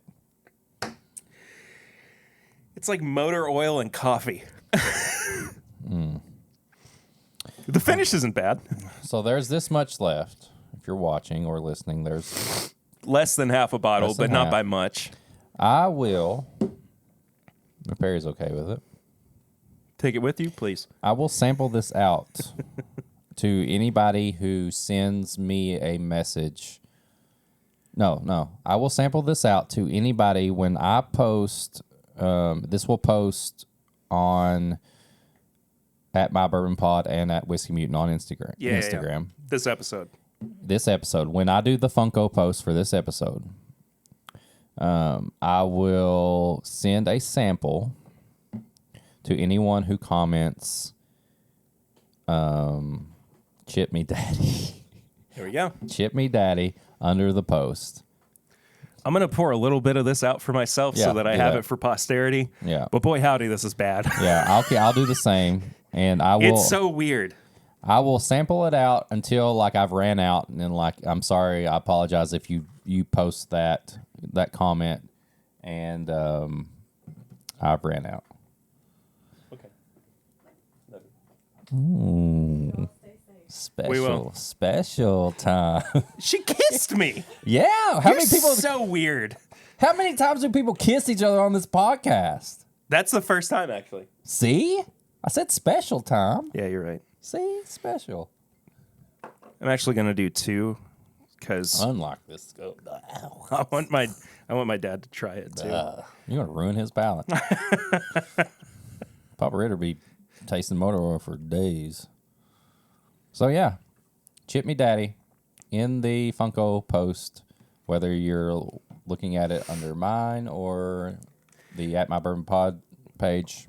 Now, this brings up something interesting that we should talk about, too, which we've never addressed on the podcast before.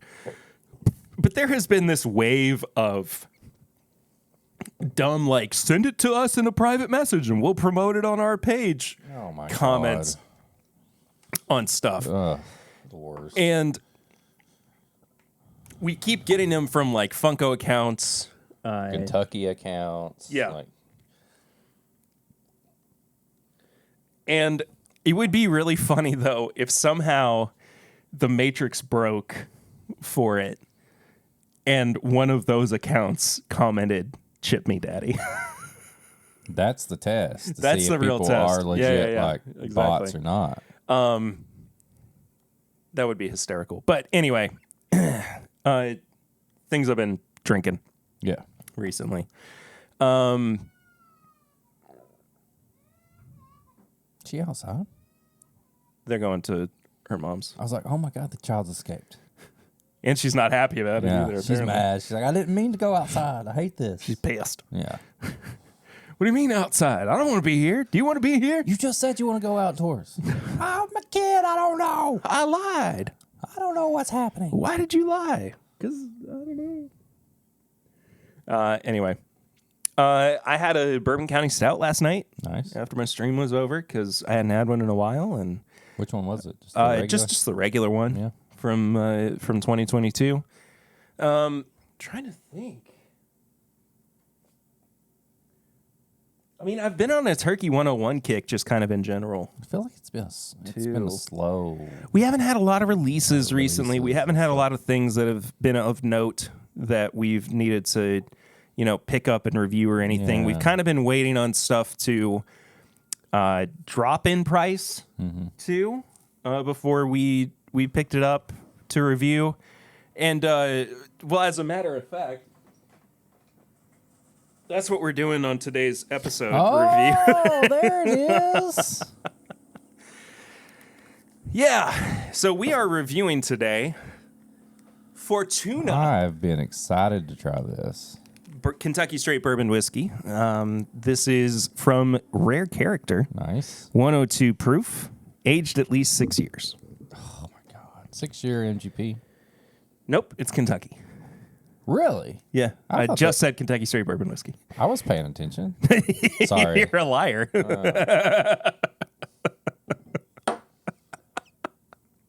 I don't believe you. I knew the bottle name. Yeah. I was paying attention to that. Ooh, I like this little back label. It looks like a Dude, little... I love the packaging on this. It's a revival brand.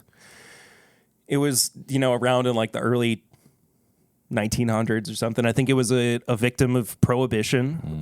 Rare Character Some good medicine back in bought the day. rights to it and basically revived the label. Look at the back label. I love they made it look like a little like... It's like a scroll. Like parchment paper. Yeah. Really cool stuff. So this is actually from the very first batch.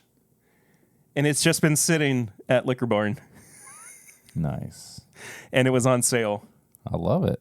America. The tax stamp on it and everything. Tax stamp and everything, my man. I hated that. My man. My man. Tax stamp, my man. My dude, my bro. My dude. What's hanging, my dude? Bruh. Bruh? So at this liquor store over by us, Yeah. the guy who is normally working nights and weekends unironically calls everybody bruh. Bruh. It's like he lost a bet or something. Bruh. Every time I see him, he's like, "What's up, bruh?" Bruh. All right, so we don't know where this is technically sourced from. I would be unsurprised if it were, kind of the three big sourcers right now in Kentucky: Bardstown Bourbon Company, Wilderness Trail, or Green River. You know who doesn't know but would act like they know? Chad might. I knew you were going to say that. You're a real piece of work, you know that? You know me too well. Oh. That's peppery. It's different. That is straight up a pepper shaker. Like just normal table Black pepper. black pepper. Yeah. Huh. I'm not mad at it. It kind of caught me off guard though. Yeah. It looks pretty light too for how old it is and for the fact that it's 102 proof. Oh, is it? Yeah. I thought it was like nice. No, 102. Yep. Well, oh my God, I cannot get over that black pepper. That's cool.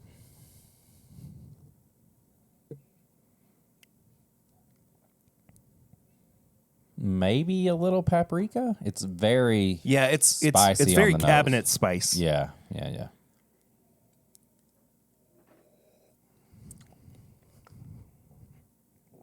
But that's where things change. Where it is still spicy, but it gets a little creamy. What are you thinking? Is that Heaven Hill? It reminds me of Heaven Hill. You know, it's a good comparison. Well, yeah. We're just drinking all the things today.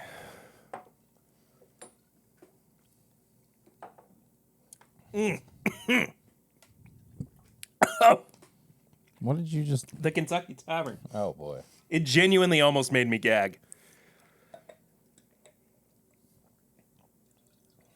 Boy, howdy, that's rough. Yeah, I didn't pour as much as you did. And I didn't even pour that much. Keep up everybody entertained. I gotta run something out to Lucy real quick. Oh, yeah, I know. I can't go crazy. So this is your Whiskey Meeting podcast. Lots of stuff going on with me. Might as well use this. So I did switch shifts. So some of my stuff that I had on the board, my personal board, over on Whiskey Mutant was kind of pushed back. I had to redo my schedule and things like that. So look for some more Whiskey Mutant pairs, whatever you ask him to, coming up. I've got one about ready to go. It may be already posted by now. I have a new little solo project that I'm working on that once again got pushed back because of my schedule, but I think it's going to be really fun. A little short podcasty type thing that I've been wanting to do for a while. Look for it in the next month, at least one episode. I'll try to do 1 or 2 episodes a month. Right now, I just can't dedicate too much time to it. I'm going to be going to Disney soon. Look for some pour-overs from there. My 9-year-old wants to do a podcast with me. Yeah, Dash wants to do a podcast. About what? Just about his day. So Interesting. we're going to try to do a Dash and Dad podcast I love that idea. before he goes to bed, I'm just going to get like handheld mics. We're going to sit on his bed, and he's just going to tell me about something crazy that he learned or a question that he has. So basically, This is how something for family, something for a kid. You're getting your kid ready for school. You get up, hey, there's a Dash and Dad podcast. And if I can figure out how to make time for it and edit it and all that stuff, or maybe I'll just record it and just put it out there. You know what's going to happen is this is going to be how you give your kid the talk. Yeah, too. It's going to be on that. And it's going to be recorded for everybody. So stay tuned for that. Which reminds me, I need to get my handheld mic and take it home. But are we doing Comic-Con? Did we get passes? Oh. I'm going to be going. Is that when you play? Yeah. I mean, we could do like Thursday and Sunday. When are you leaving? I'm going to be gone Friday. Friday night? Yeah. Oh, I guess we could do that Friday day. We could go Friday afternoon like we did last time. Yeah. We'll figure it out. All right. I haven't asked for I just thought about it yet. I doubt that they're going to be like, nope, they're already gone. Yeah, right. But yeah, so that's some stuff I got going on. I just had to push everything back because of my schedule change. So look for that stuff. Perry's back. I'm back. Back, baby. Sorry, we got bad weather out there right now, and Is Lucy's it bad out there? No. That's what I'm saying. What the crap? No, but we've got a tornado watch in place. I mean, know, we we are do, about but to get They at least some canceled school. like severe thunderstorms and rain and Yeah, we'll be all right. some like bad winds. But All right. we're gonna be fine. But out of an abundance of caution, Lucy took Eden and Her the dogs armor. to Her Iron Man armor. yeah. Lucy took Eden and the dogs to her mom's. To the dog park outside. Yeah. She's just like, we're going In the middle of an open field. We're going to the dog park. and she's given every one of them a metal rod to hold. Mother of the year, everybody. My wife. Oh. No, she went to her mom's. But we're staying here because we're dedicated to that sweet, sweet content. And if this is the last time you see us, we love you. Does this episode make it to air? We'll see. Who's to say? Who's to say? There's already been a tornado out there, so. Okay, they don't smell that different. This is still peppery as hell, but there is a muted pepper note on the Heaven Hill. Yeah. All right, I'm going in for a taste.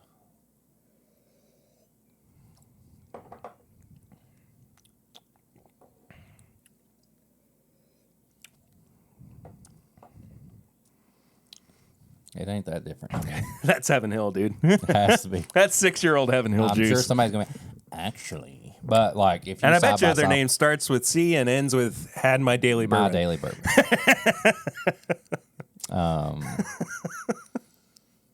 He pulls little samples out of his beard. He's like, actually, I got a sample of the original batch right here that they compared it to with the original batch of the other one. You can say whatever you want, but I know for real what happens. What? I love you, Chad. Yeah. It's all right. Do we need to dedicate a little bit of time so that you can drop an F-bomb or something? Because you haven't said one yet. Fuck. There we go. Eric's F-bomb of the week. Yeah. I don't know what I'm going to do with that edit, but it's going to be in bad taste. I hope so. That could be a whole like a little reel. Eric's F-bomb of the week. No, Yeah. I try to control it these days. I got a little wild there for a while. Yeah. I mean, Here's the thing. All serious, like Yeah. whether it is from Heaven Hill or not, like these are very similar in taste. Yes. So let's talk about what this is logistically. If this is a 6-year-old 102 proof Heaven Hill bourbon that was Right. sourced. Right. What we compared it to, we used to be able to buy for $12 a bottle. Right. The MSRP on this is $84.99. Okay. What's the MSRP on the new 7-year Heaven Hill bottle? $40. Okay. So now, and you see where I'm getting Yeah. what I'm, you know what I mean? Yes. But the thing is, it does say aged a minimum of 6 years. So there is the chance that there's older product stuff in it. there, yeah. Blah, blah, blah, blah, blah. I know. This is too light to have anything older than 6 or 7 years in it. I mean, if it was, it would be like 5% or something, like a very Probably, yeah. a drop. Just something for like to round out the flavor profile. I'm just gonna say it. $90 is way too much for this bottle. It's Yeah. way too much for this Yeah. bottle. It's it is good it's bourbon. good. It is super solid bourbon that I have no problem with drinking. I have no problem with sharing it with people. I will not buy another bottle of this.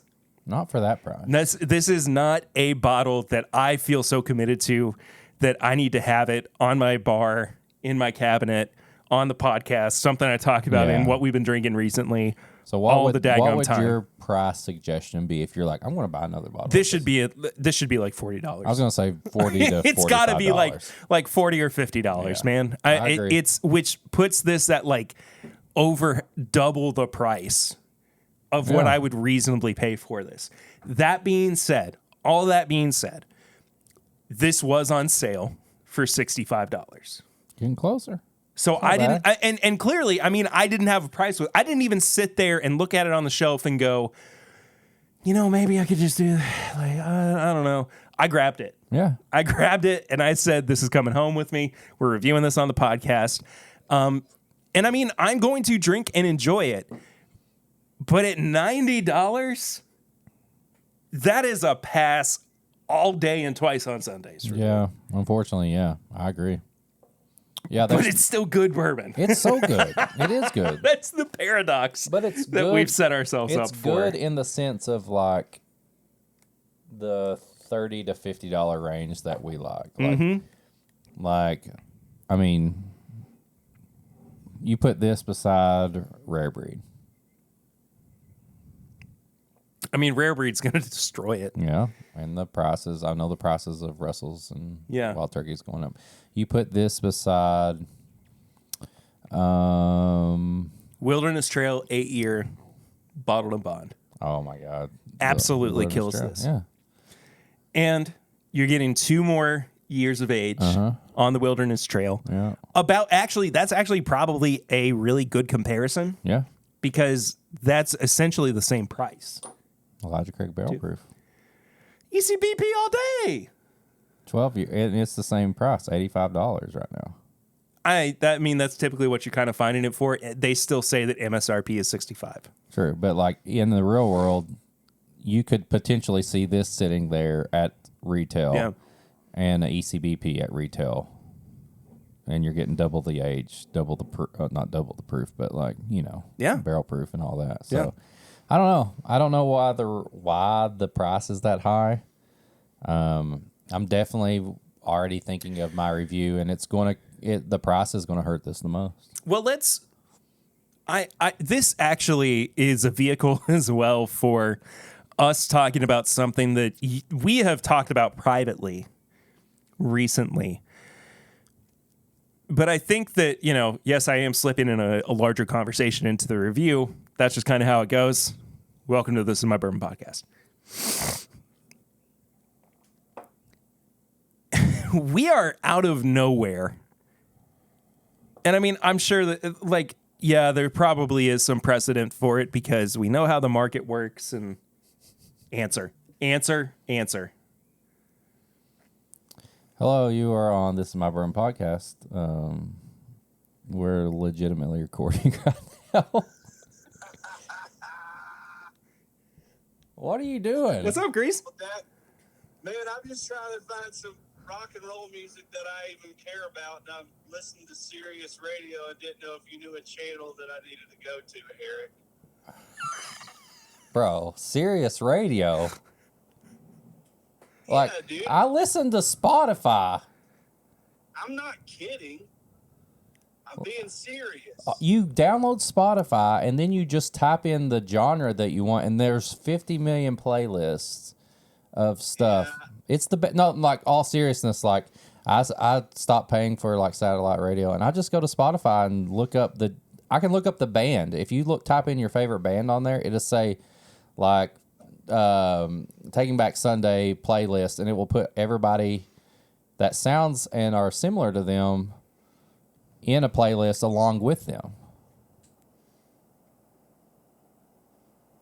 That sounds like cool. too much work. Yeah, I don't know any. Grease, have you just gotten Sirius XM? Yeah. Okay. So what kind of rock music are you in the mood for? Like some early 2000s indie rock.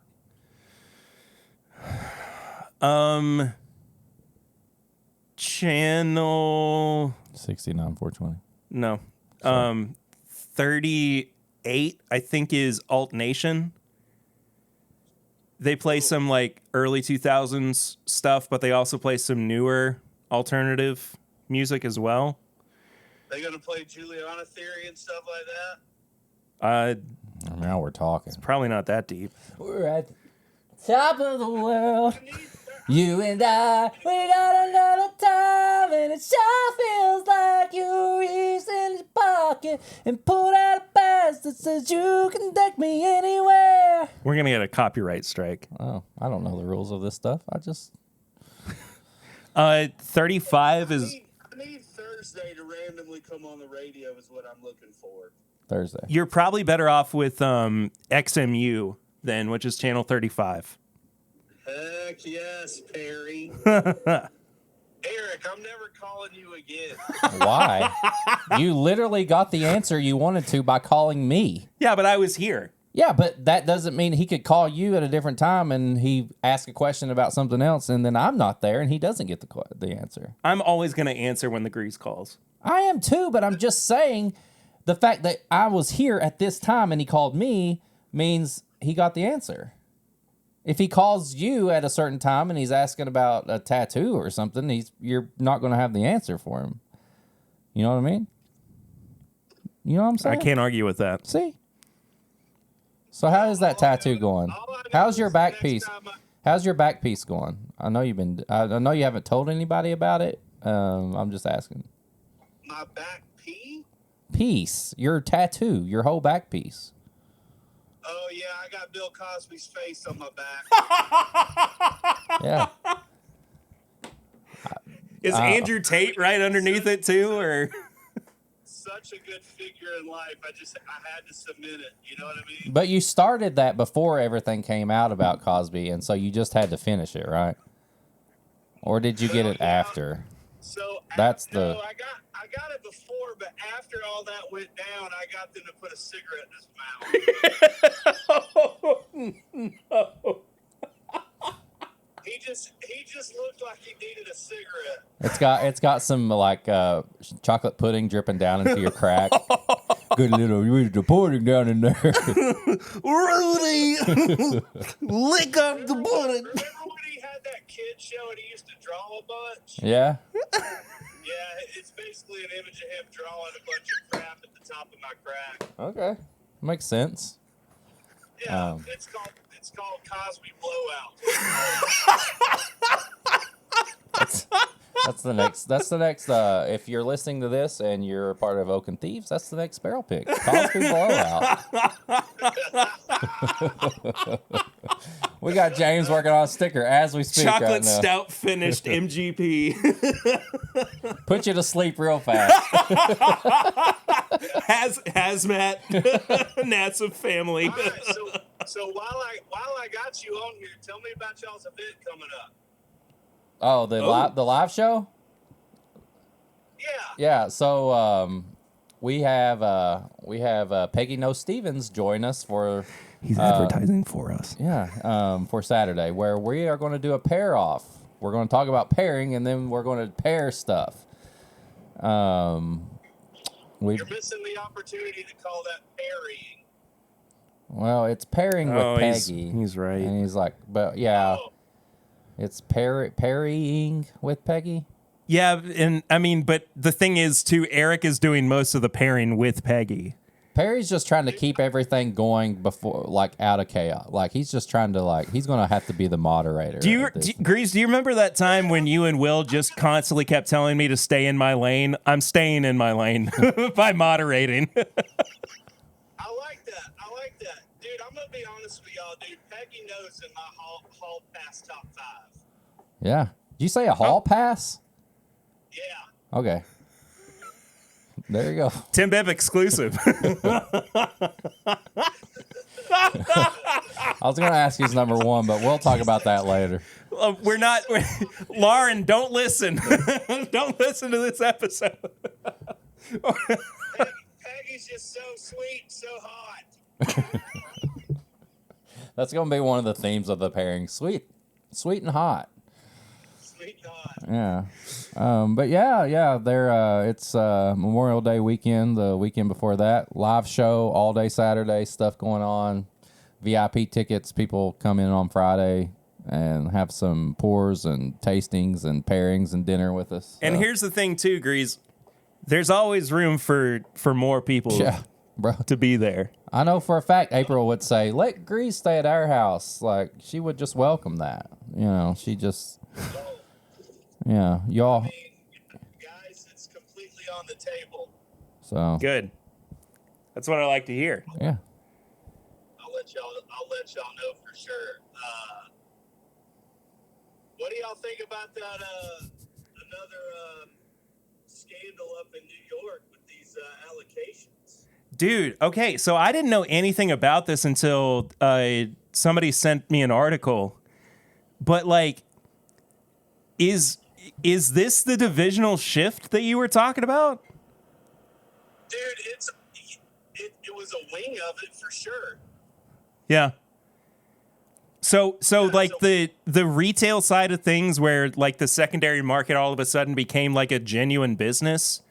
Like, was that something that you kind of foresaw falling apart? That was the main premise of the divisional shift. Oh, there we go.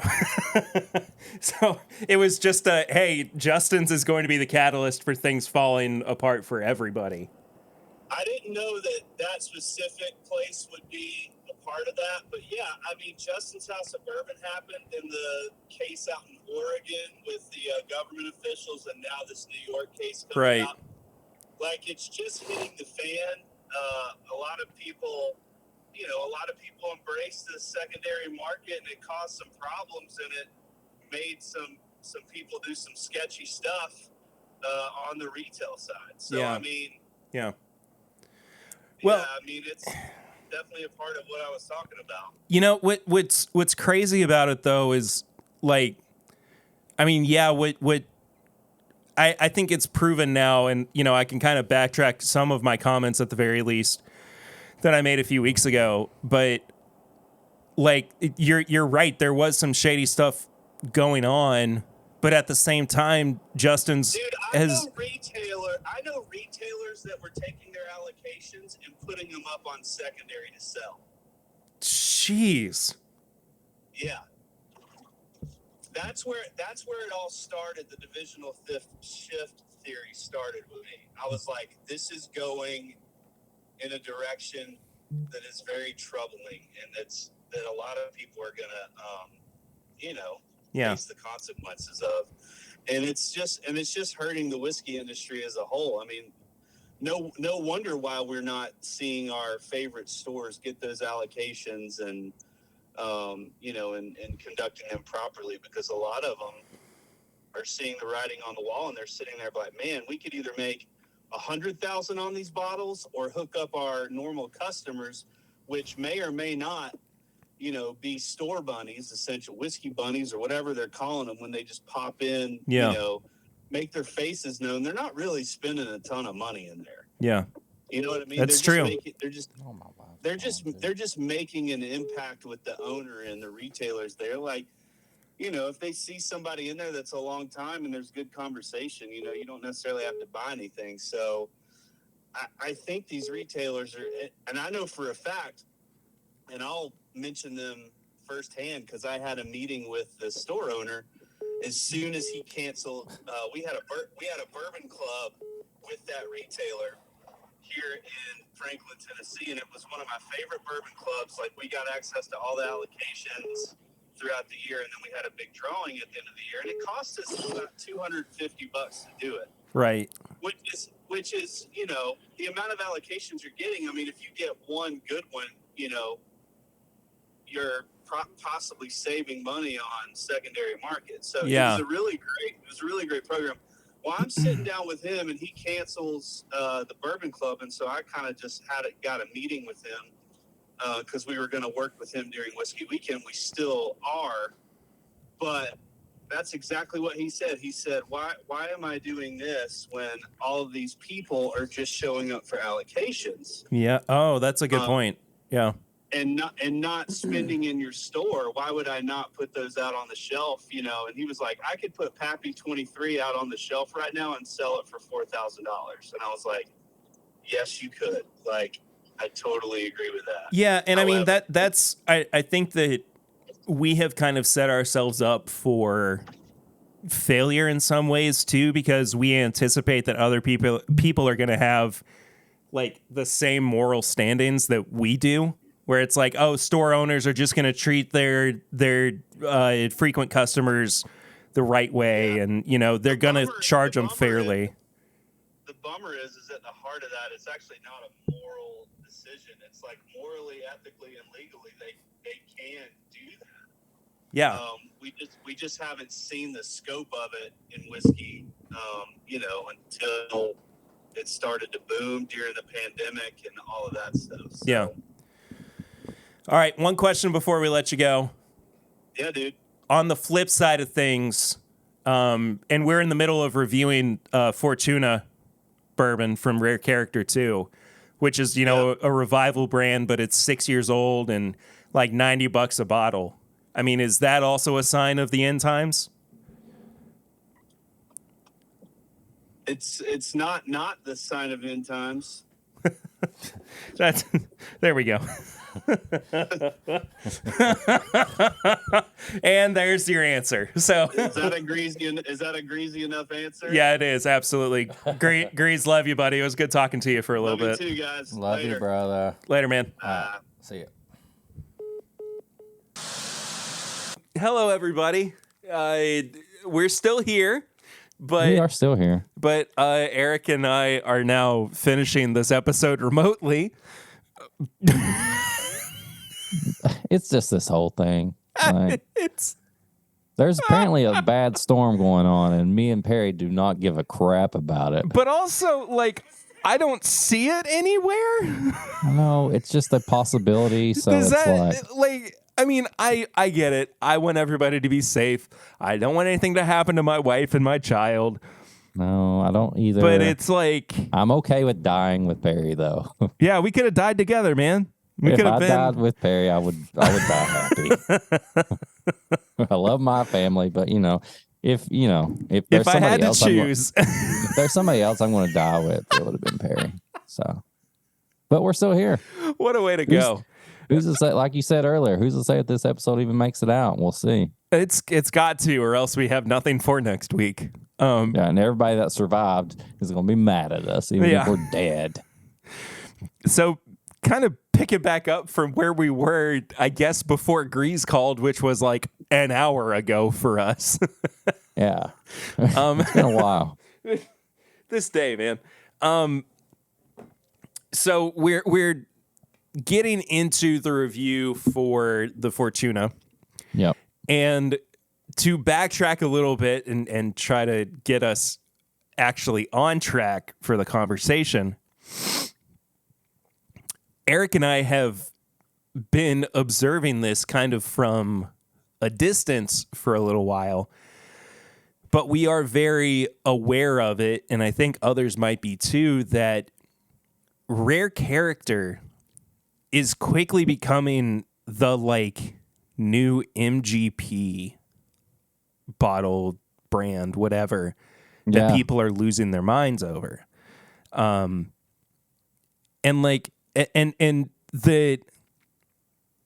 the thing that kind of really tipped the scales for me, or tipped me in the direction of thinking oh, this is actually happening, was I got invited to be in a Facebook group that was just dedicated to Rare Character.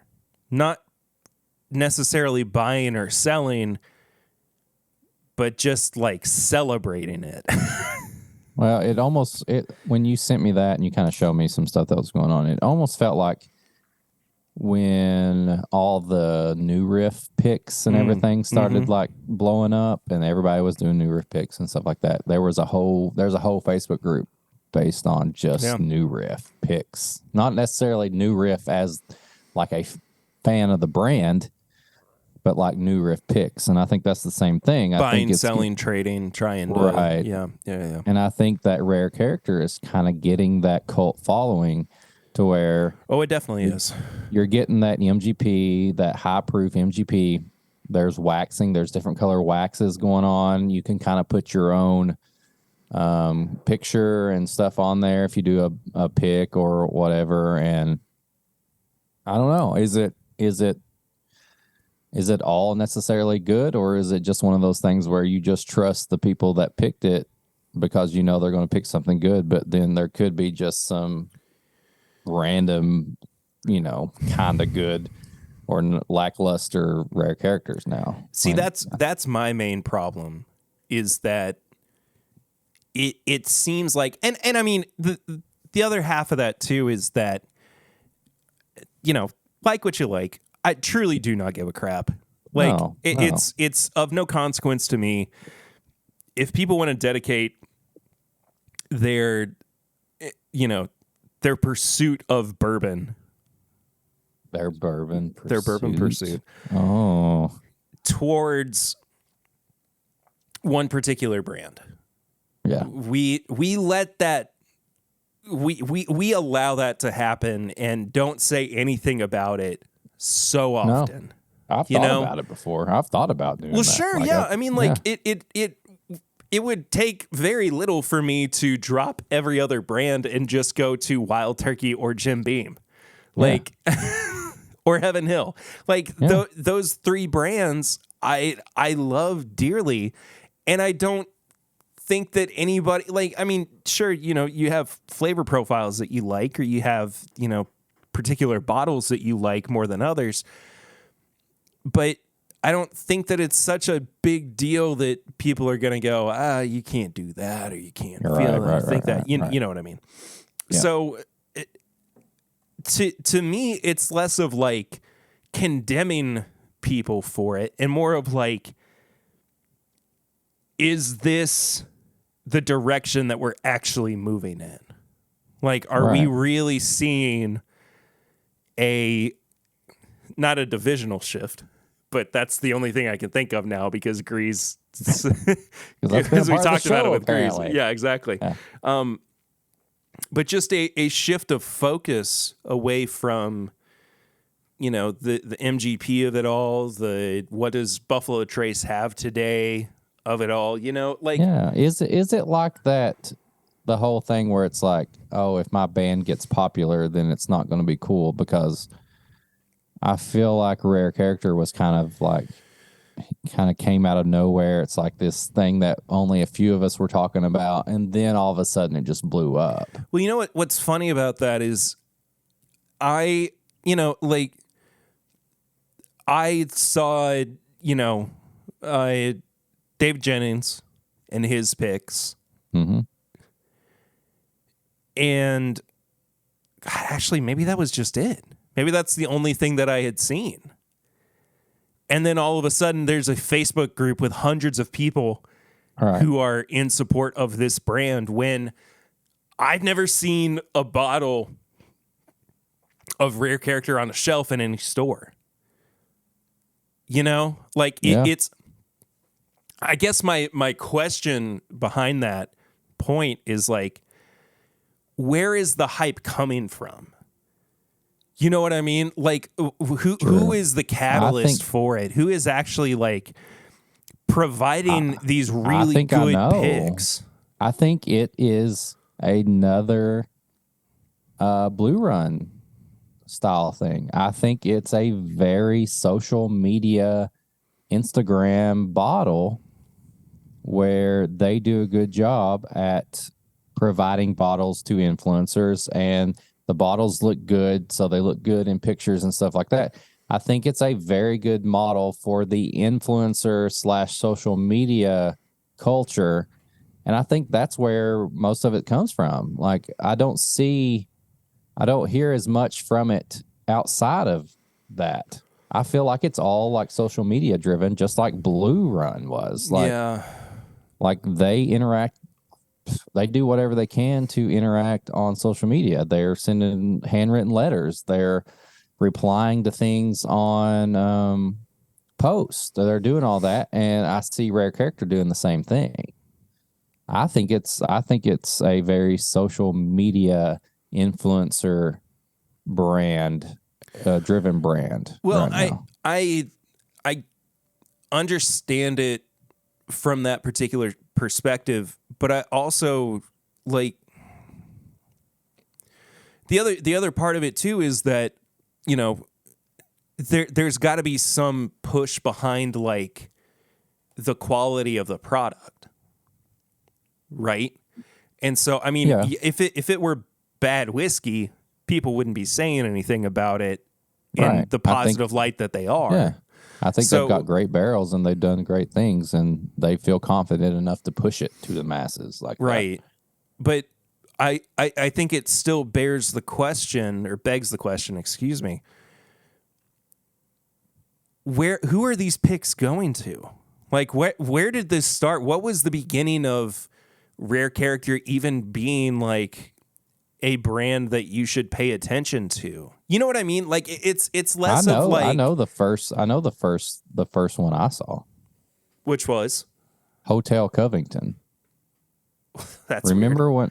Yeah, well, that's when it was. It was I'd actually stayed there, and then by following, oh yeah, that's right. Yeah, I'd stayed there for a weekend. Me and April went to. We met up with Ian and his wife, but we were staying at Hotel Covington, which is a very bourbon whiskey themed place. And they were releasing or talking about, or I'd seen it posted, a Rare Character. And I was like, what is Rare Character? Like, it says Rare Character and it's Hotel Covington. And I'm like, what in the world? And then I started noticing bars and places similar to that were getting picks. And it kind of got me like thinking like, oh, okay, well, we'll see what this is about. And then all of a sudden I see Liquor Barn gets one. I see Dave Jennings gets one. And then we've got Chad My Daily Bourbon talking about it 24/7. But he starts posting all these stuff. And before I know it, I'm influenced enough to where I have a friend in California who is like, hey, what do you know about this? And I'm like, oh my gosh, like grab me one of them. And this is a Helix liquor from California that I've got. I've not even opened yet because I have other stuff. And it's a 6-year rare character single barrel release. Is it Kentucky? It just says straight bourbon whiskey. This is an MGP. It says distilled in Kentucky. I mean, distilled in Indiana, aged in Kentucky. Gotcha. So I don't know the exact details on it, but it like spiraled from that. I heard about it because I was staying at this place, and then all of a sudden I see bars and hotels are doing picks. I'm like, oh, this is something. Then I see somebody on Instagram, like Dave Jennings or something, do it, and then all of a sudden, like My Daily Bourbon's posting about it, and then I just see like rare character everywhere all of a sudden. Yeah. It's like, and then I see Pablo, the guy who does the stuff, like he's like posting and commenting and stuff like that. And I feel like it was all due to social media. Sure. Yeah. Sure. So that's just my personal experience with it. And I think, I would share, I got the rare bird pick, and me and you had it together and stuff like that. So, but then, like the one we're reviewing, the Fortuna, like then I see people that maybe I only hear them talk about stuff in person. Like I don't really see them on social media talking about this bottle. Right. Like, so did that like cause like kind of a snowball effect to where it led to them being able to do a product that's more widely known? I don't know. I think it's a brand that benefited off social media. Sure. Yeah. No, I think that if you look at it from a logistic point of view as well, if you are launching a new brand in this era of things, you do have to have a very strong social media presence. Yeah. I mean, it's almost demanded that you do. Right. Or else nobody's gonna know about it. Nobody's gonna see it. Nobody's gonna have any kind of like reaction to it. And I mean, like, I'd going back to the pregame chats. You think about something like Hidden Barn. Yeah. Like that's a new brand. That was something that just kept building hype and getting momentum because of the social media push of it all. Yeah. And so, yeah, I mean, I totally get that. I don't have, as far as like that perspective, I don't have like any notes or anything, I totally agree with you. If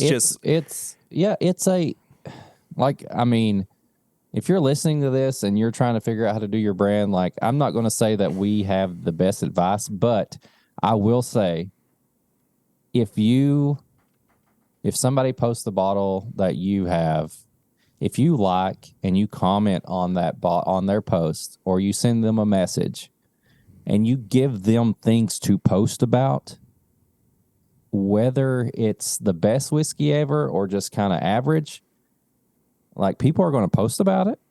Yeah. You've just got free advertisement. Yeah. You're showing that you're a brand that reaches out to the customer.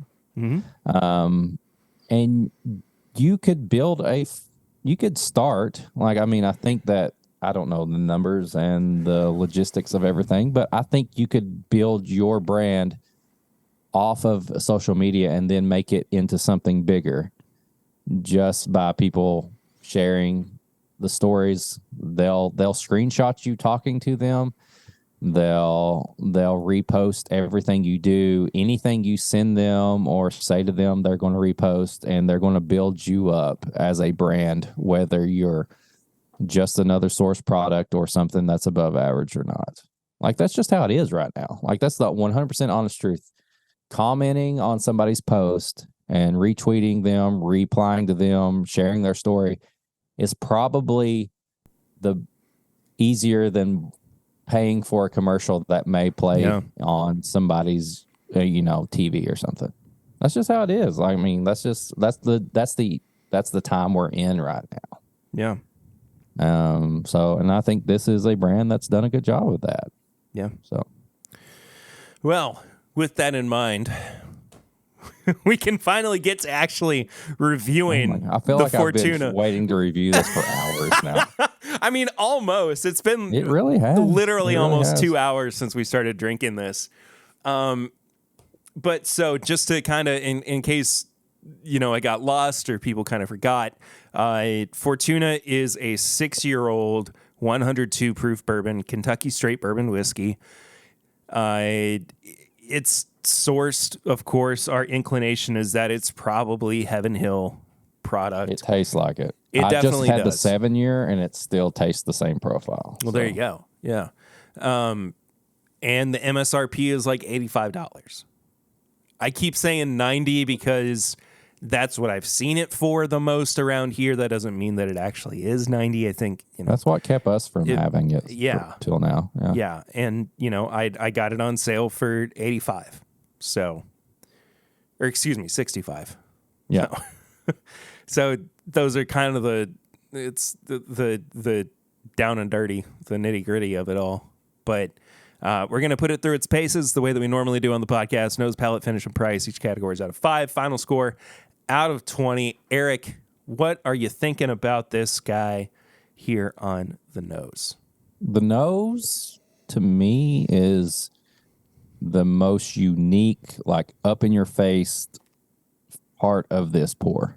I give it a 4 because there's this black pepper note that, like, it's not like, to me, it's not like just a hint of pepper. Oh, that kind of smells like pepper.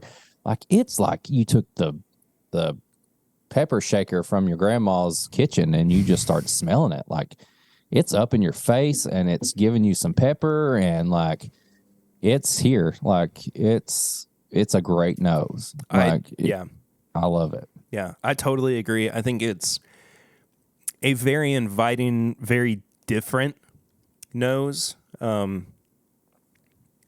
it may taste like Heaven Hill, I don't really think that it necessarily smells too much like it. No. If it is Heaven Hill, for the large part, Rare Character has done a very good job of crafting this into a flavor profile, or like its own kind of identity that may not be exactly what you would get if you picked up, the 7-year bottled and bond from Heaven Hill or Elijah Craig small batch or whatever. I do think that it's its own thing in more ways than one. I didn't quite like the nose as much as you did. Still very inviting, very enjoyable. I'm going to give it a 3.5. Okay. I'll take that. On the nose. Yeah. Palate is where it kind of dips a little bit for me. I gave it a 3. I gave it a 3. I'm going to I'll go ahead and agree with you there. I did the same. I gave it a 3. It's just, I want more from it. Like, it's a little bit thin. I think the spice is definitely there, but I don't know, man. Like, it's missing a backbone that a product of this age and price should have. Yeah. Like, it's just it just feels like the puzzle was incomplete. Well, I feel when they tried to put it all together. Well, that's what I said when we tasted it earlier. I was like, I think this is Heaven Hill. And I wasn't like thinking like this is like Elijah Craig 18 or Parker's Heritage. I thought this tasted like a good bottled and bond style type of whiskey that we can get for much cheaper. Like, it goes along with that. Like, it's good, but when you take those factors into price and like, this is, a more supposed to be a more crafted thing, a little harder to get, maybe a little bit more pricey. Like, it didn't give me that extra note that I was like, oh, this is a 4 or a 5, something like that. So I agree. I'm the same. I'm a 3 on the palate. And I think even the finish kind of goes a little bit further than that too in terms of like thinness. Yeah. It just evaporates very quickly.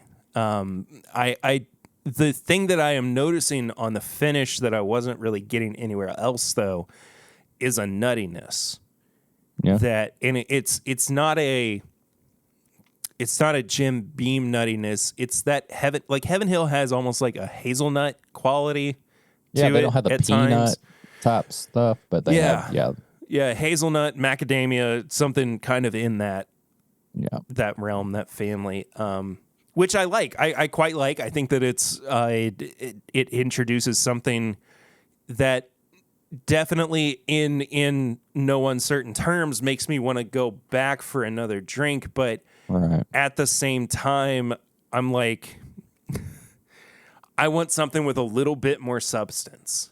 Yeah. And so straight down the middle, 2.5 for me on the finish.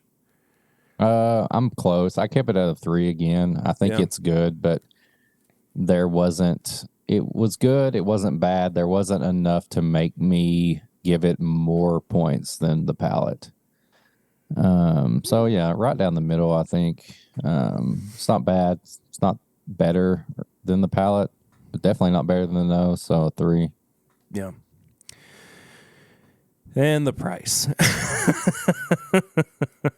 I'm sorry. Like that's dude. This is definitely the worst part of the whole thing. It's so dumb that this is a $90 bottle of bourbon for being the first introduction for Rare Character into this market as a batched product. And I know that there are smaller companies, that there are smaller distilleries who are putting out 2, 3, 4-year-old product at or around this price. I get that. But this is so evident of the acknowledgement of hype that distilleries and NDPs have right now. Yeah, yeah. And it's a cash grab. Like, I'm not even gonna I'm not trying to tiptoe around it. I think that the price on this is obscene. I think it's insane. There is, and it's not that it's bad bourbon. It's good bourbon. Like I said earlier, it is good. I want to keep drinking this. This is something that I'm going to share with other people because it is different. It's its own unique thing. But God forbid that we have reasonably priced bourbon anymore.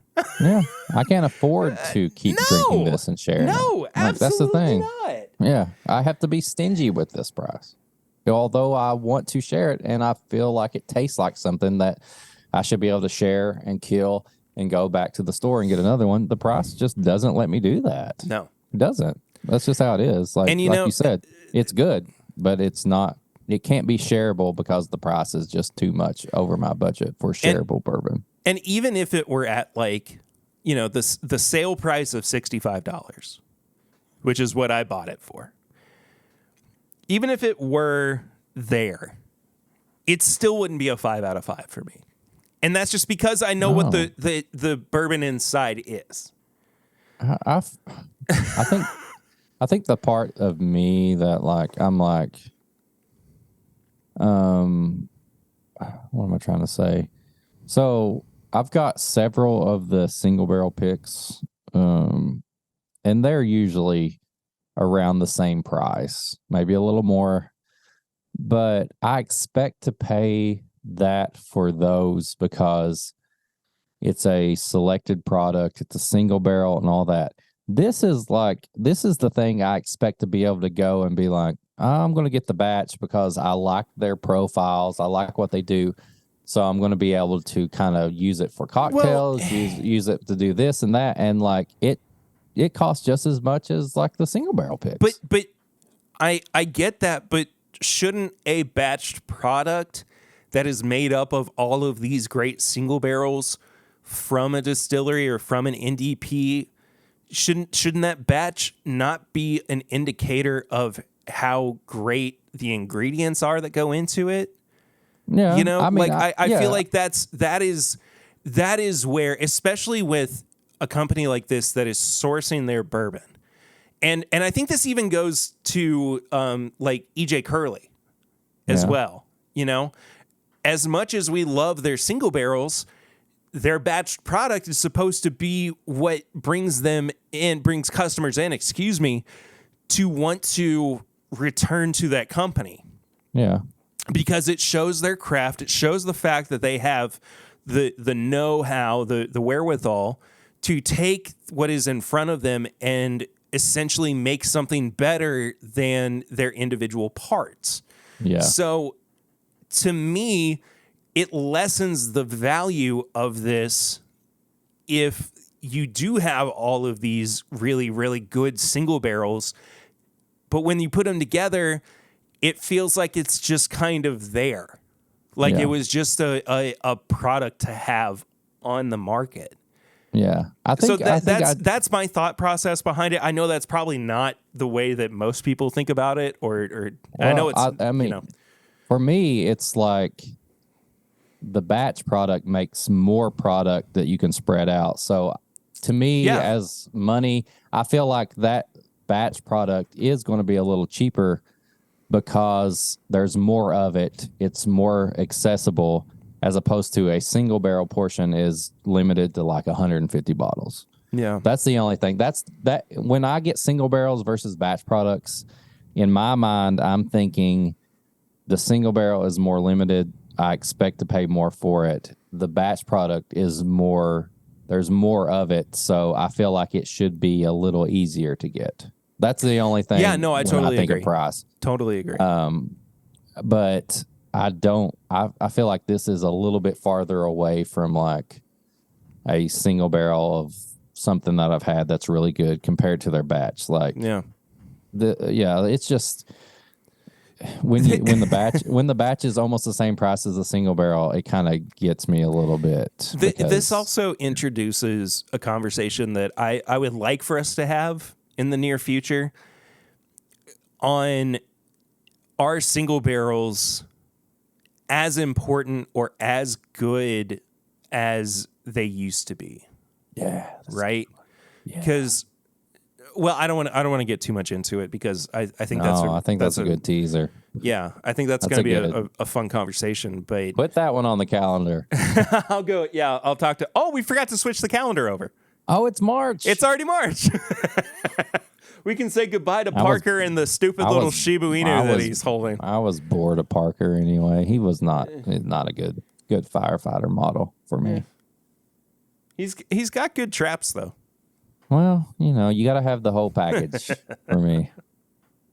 All that price. Good whiskey, not worth the price of admission. No. It's a 2 out of 5 for me. And that's me being generous. There is a big part of me that wants to go 1.5. I did. Did you? I did do 1.5. It made me 11.5 out of 20, all because of the price. I think this tastes like a $20 to $30 bottled and bond screw top that I can easily get. It's so similar to that. Yeah. And we love those. Like, that's me usually saying like, hey, this $15 bottle should cost $30. Well, it's the opposite of that. The opposite. This is the $80 to $90 bottle that I think should cost $30 to $40. Yeah. And if it did, I'd keep a bottle on hand. Like, that's just how it is. It's just, unfortunately, like, I would rather, if I'm going to spend $80 to $100 on a rare character product, I'm probably going to search out a pick by someone I enjoy or a unique pick that's got a little bit of hype around it or something. I'm going to save my money and get that single barrel as opposed to this batch product. Yeah, absolutely. Well, my final score was a 12 out of 20. Yeah. So 11.5. Like, I feel better.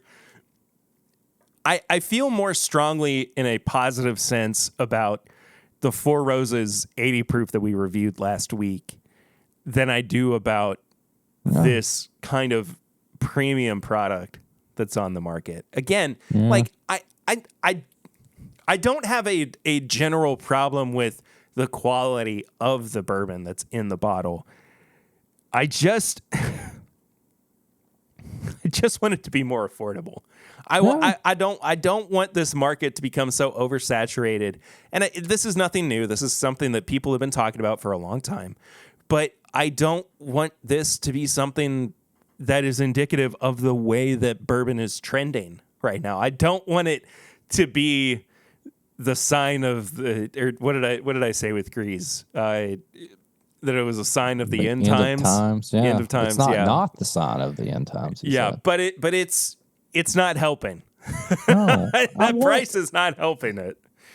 There's absolutely nothing wrong with products that are expensive and allocated, and you taste them and you go, "This is special." Yeah, I want to be. I understand why this is priced this way or hard to get. Then you turn around and then you drink something that's like, "This is good, and I want to keep drinking it, and this is great in a cocktail. This is great as neat. This is great over rocks." There's nothing wrong with that. It's when those products start leaning towards, like, okay, you're a crafted product, but you need to understand that you're still not in that special category yet. As bad as that sounds, like, I don't know. I feel like stuff's getting priced to where you're not priced in the right category. Like, you make me want to drink you more. You make me want to use you for cocktails, mix with stuff and neat or whatever. But I can't because I just can't afford. I would rather save my money and get something else, or buy a couple of cheaper products with my budget. Yeah, I'm in the same boat for sure. I feel like a lot of products pricing and stuff are blending together now to where stuff is being priced too much or too little, and I don't know. It's just a big blob of stuff going on right now. I feel like that's we kind of eased our way into high proof hot takes. Yeah. By talking about that. But I mean, do you have any high proof hot takes this week? I don't know. I think you seem to be in a good headspace, so I am. I think it's just the whole, like, let's not. I probably said this before. Let's not take our whiskey and bourbon so serious that it becomes a negative. Like, just have fun with it. Keep everything fun. I feel like some people are focusing so much on it right now that, like, they don't want to do anything else. Like, I see posts and I see, like, stories and stuff, and I'm like, do you guys have anything else other than whiskey to, like, talk? You know what I mean? Like, and I'm not being. Yeah, I get it. And that's fine. If you want to live your life 24/7 whiskey, that's fine. But, like, keep it fun and, like, pair it and share it and do things to where you're like, you know what, maybe I had a pour, but this movie or this show that I watched was probably better. I enjoyed it more than, like, the pour I had or something. Like, you don't have to, like, focus 24/7 on whiskey. And I feel like sometimes the people who do that cause it to be less fun. Yeah. And so that's my hot take. If you enjoy whiskey and you're a bourbon enthusiast, that's fine. But there are other things to talk about and to enjoy. So that's my hot take. I don't have any this week. Yeah, you're nice. You're a nice boy. I'm a nice boy. Yeah. You're a nice I'm the boy. resident nice boy of the podcast. You're the nice boy. Tips and bits, though. Oh man, I've got stuff to recommend this week. Okay. I probably need to hold off. Have you got a chance to watch Mando? Yeah. Yeah. Oh man. Okay. I loved the first episode, dude. No, I did too. I just didn't know if you'd had a chance to watch it yet, because I was like, I didn't know if I should talk about that or should I talk about the movies or I should talk about anything else. What do you mean the movies? Cocaine Bear. Oh, yeah, I haven't seen Cocaine Bear yet. I know. I want everybody to watch Cocaine Bear. So, quick Cocaine Bear. It's a horror comedy. It's probably not for everybody, but without spoiling anything, it has the feel of Shaun of the Dead because there's a lot of character work and stuff like that. But then all of a sudden you'll see like a gruesome, like gory scene that you probably didn't expect from this movie. It does that great. It's funny. It's honestly based on a real story. A true story. Yeah. A true story. Yes. The bear didn't actually go on a rampage in the real story. Unfortunately, it died. And that bear is stuffed and here in Lexington, Kentucky. You can see it on screen right now. There's an image of Pablo Escobar. There he is. But it was based around the whole bluegrass conspiracy thing because there was like this whole like crime syndicate / drug lord thing going on between like Tennessee, Georgia, and Kentucky. And they did all this stuff. And this story is based on this whole thing of this plane full of cocaine that they were trying to smuggle across the Appalachian Mountains. And the guy doing it jumped out of his plane. He landed in the driveway of someone in Knoxville, Tennessee, dead. And then his cocaine got scattered everywhere, and a bear ate a bunch of cocaine.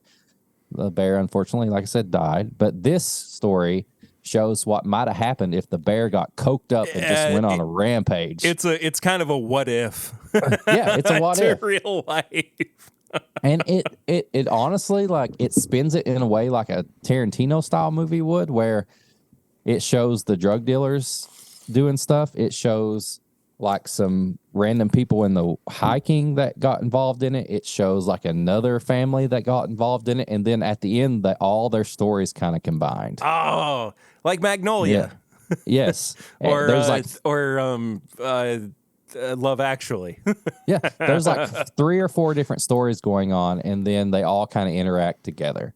Highly recommend Cocaine Bear. It's so funny. It's got gore. It's like 3 different stories in one. And then Bad Batch is still good if you like the animated stuff in Star Wars. And then we have the first episode of the new season of Mando. Oh, it's so good. Which made me realize how much I had missed the Mandalorian. Mando. Oh, dude. Yes. It's an adventure story. Like, this first episode is just nothing but fun adventure, and I loved it.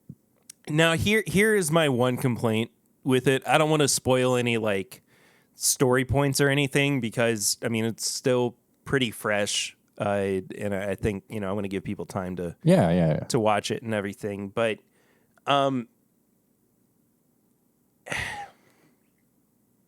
I think this is a general kind of complaint with some of the Dave Filoni and Jon Favreau Star Wars stories, that they can kind of feel a little fetch questy at times. Yeah, like it's just constantly going like, oh well, you've reached this location, but the mission doesn't stop here. You got to go to the next stop so that you can like find this. Exactly. It does feel kind of video gamey, and like that last scene. I'm going to speak as generally as I can without spoiling anything. But that last scene, I was watching it and I could just imagine myself with dual controllers, dual sticks, like looking around as Mando was walking down the hall and just kind of like viewing the surroundings. Like it felt very, it did really feel very video gamey to me. Yeah. Which I don't think is necessarily a fully bad thing, but within this context, it didn't make a whole lot of sense to me necessarily. But when you really do look at the seasons of The Mandalorian as a whole, they are pretty fetch questy. I mean, it's not something that they are unfamiliar with. It's a couple of side quest stories, and then you Yeah. got a main story. You got a cameo at the end of the second game where the character that you know from the big world all of a sudden, and like, oh, you mean you tell me it's all tied in with this, and holy crap, it's gonna become like there's another comic book or what, you know what I mean? Like there's just little parts of it that feel like they were scripted better for a video game or more for a video game. I agree. Than I anything, agree. but still a really great first episode, dude. Yeah. I can't remember I don't think this is too much of a spoiler because I think it was in the first trailer. But the the race of characters that Babu Frick is. Oh my god! They show back up in this episode of The Mandalorian. I popped so hard when Grogu. There's a part where Grogu thinks one's a little pet or a little toy, and he's just like hugging on it and loving on it. And I was like, that's what God. it's like having a toddler. It's like you can't just pick anything up that you think is cute or. And there's whatever. a big if you've watched Rebels. Oh man, there's a big tie into Rebels. It's kind of you got to know if you've seen it before, but it got me good. It got me good. It's exciting to say the least. Yeah. The things are tying in, like they're working everything from every episode and things into it. So I got a couple things on top of that this week. The first one, which I was not expecting to love as much as I did, but absolutely I recommend just on the highest level, The Unbearable Weight of Massive Talent, the Nicolas Cage movie that came out last year. Oh, that's a great movie. It's so good. Pedro Pascal's in it. I'm on a big Pedro Pascal kick right now because of The Last of Us. And I guess The Mandalorian too. So this is just a Pedro Pascal. There you go. Centric Pedro tips Pascal and bits. podcast. What would that podcast be called? This Pedro is my Podcal? This is my Pedro podcast. I think it'd have to be like Pedro Podcal. You remember when Lucy made a surprise appearance in the podcast earlier? Oh yeah. We've got another surprise guest here. You got to give me a kiss, okay? What'd you just get? She grabs something there. See ya. She's not even talking to you? No. No. Woo! All right. Well, Unbearable Weight of Massive Talent's great. Love it. Such a good movie.